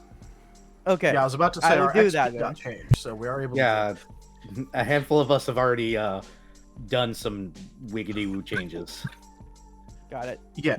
No, so it was just like, because I remember originally telling you the moment that you got 10 XP, spend it on that immediately, and then I found out a long time later that you just didn't. So Do we just that? do I just need to drag you out from my basement and like do we have to sit down and remake your moves like tomorrow after I'm off Yes. of work? Am I allowed to start giving him life drain moves in tandem with him sacrificing his own health to heal us because I find it funny and I can totally make him do that now? Absolutely. And you guys should definitely give him that God's Blood. Absolutely. Is it bad that Thales is really tempted just to drink it himself so that way he can never go to rain? Just the equivalency of what if I just drink this myself so that idiot can never get it? I'm I just could going hold to on say, this. We're the screwing God's it. Blood is potentially a get out of jail free card, essentially. You just might have to deal with a few side effects. Yes, the very classic get out of jail free, go directly to jail, do not pass go, do not collect $200. It's not quite like that. You're just Get out going of from jail. jail to the torture chamber, you know? Look, all I'm going to say is in actual Monopoly, that card would be really good, actually. Get out of jail free just to go back? Yeah, because it resets your jail timer, and it stops you, you're locked in place and can't hit a fucking hotel. Yeah, late game Monopoly, getting in jail is the best thing ever. Depending on So whether or not people you're would playing with fiend people that for let that you collect card. money. Yeah, you're stuck in jail, you still collect money, and you just vibe there. Things that have made my mom flip Monopoly boards.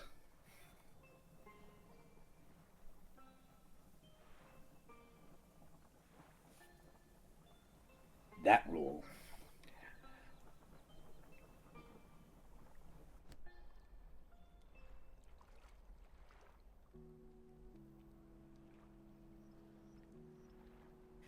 So we'll see, Zim. We'll see. And, We you know, just- freely given blood from the rest of you can have a Dwarf Fortress fun effects.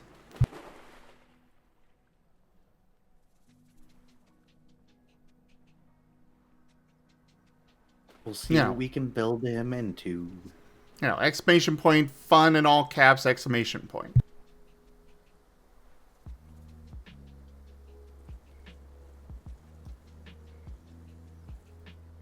Don't make me convert one of the magic words into a bloody move equivalency for Rin specifically. Why? Because one of the magic words is tribute. It requires a willing target to give up their life force for you to lower a spell cost. I see. So technically, I could sit down and try and make a move with that has a tribute cost, and propose it to Zim, and just be like, "Hey, is this allowed? Because as a tribute cost, somebody has to give up their own blood for this to work." Oh my Willing. god. Because it is rules adjacent.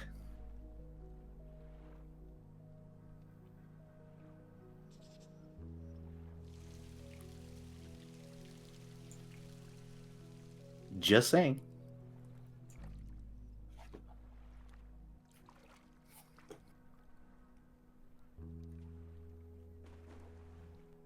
Try it and see what happens. That's all I'll say. I am all for my players experimenting with rain. I mean, exploring the capabilities he has. Hey, look, I'm just waiting for that injury to finally fall off. That's a rat.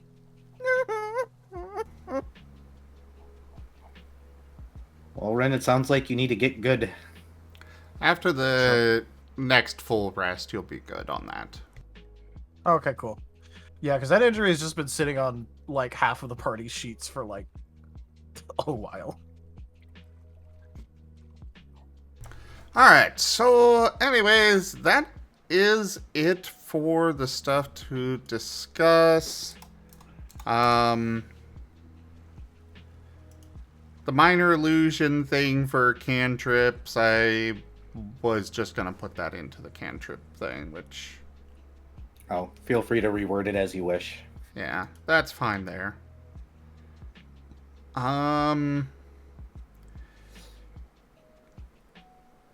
Well, the only other thing here... What's up? I was going to ask, actually, when it came to the cantrip, are you still going to make people buy them word by word, or is this like a feat and you just get the handful or something? I was thinking, like a feat kind of thing. Not, not an actual feat, but, like, you just get a group of them. So, cantrip groups, got it. Yeah. Honestly, I'm probably going to just do one, and it just gives you all of that. Minor illusion, lighting stuff, very minor telekinesis, etc., etc.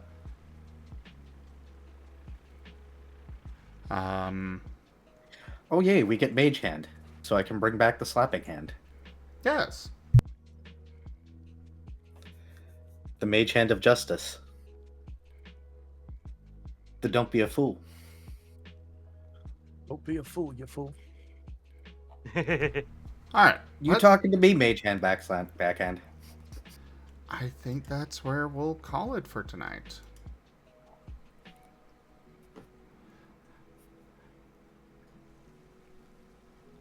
There's stuff that we could probably discuss still, but I'm a little out of It's 9:30. energy. Yeah. So, thank you everybody for joining us so far on the stream today. That was DevTales. Check out our website, zgfgaming.com. We've got links for our Discord, Telegram, Mastodon, Blue Sky, Patreon, and more. They're on the website as well as down in the description below through our link tree. Thank you to my patrons, tippers, and subscribers. It is your support that keeps this channel alive and going. I cannot do this without your guys' help and your support, so thank you. Consider becoming a patron over at patreon.com/zgfgaming. It's one of the best ways to support the channel, though you can also do so by sharing the stream around, grabbing packs of cards to stream loots, using our Humble Bundle partner link, or just coming by and hanging out. But for now, thank you so much for joining. Make sure you check out our Scar system, and I bid you all the most fondest adieu. Bye-bye. Bye. Bye Bye, everyone.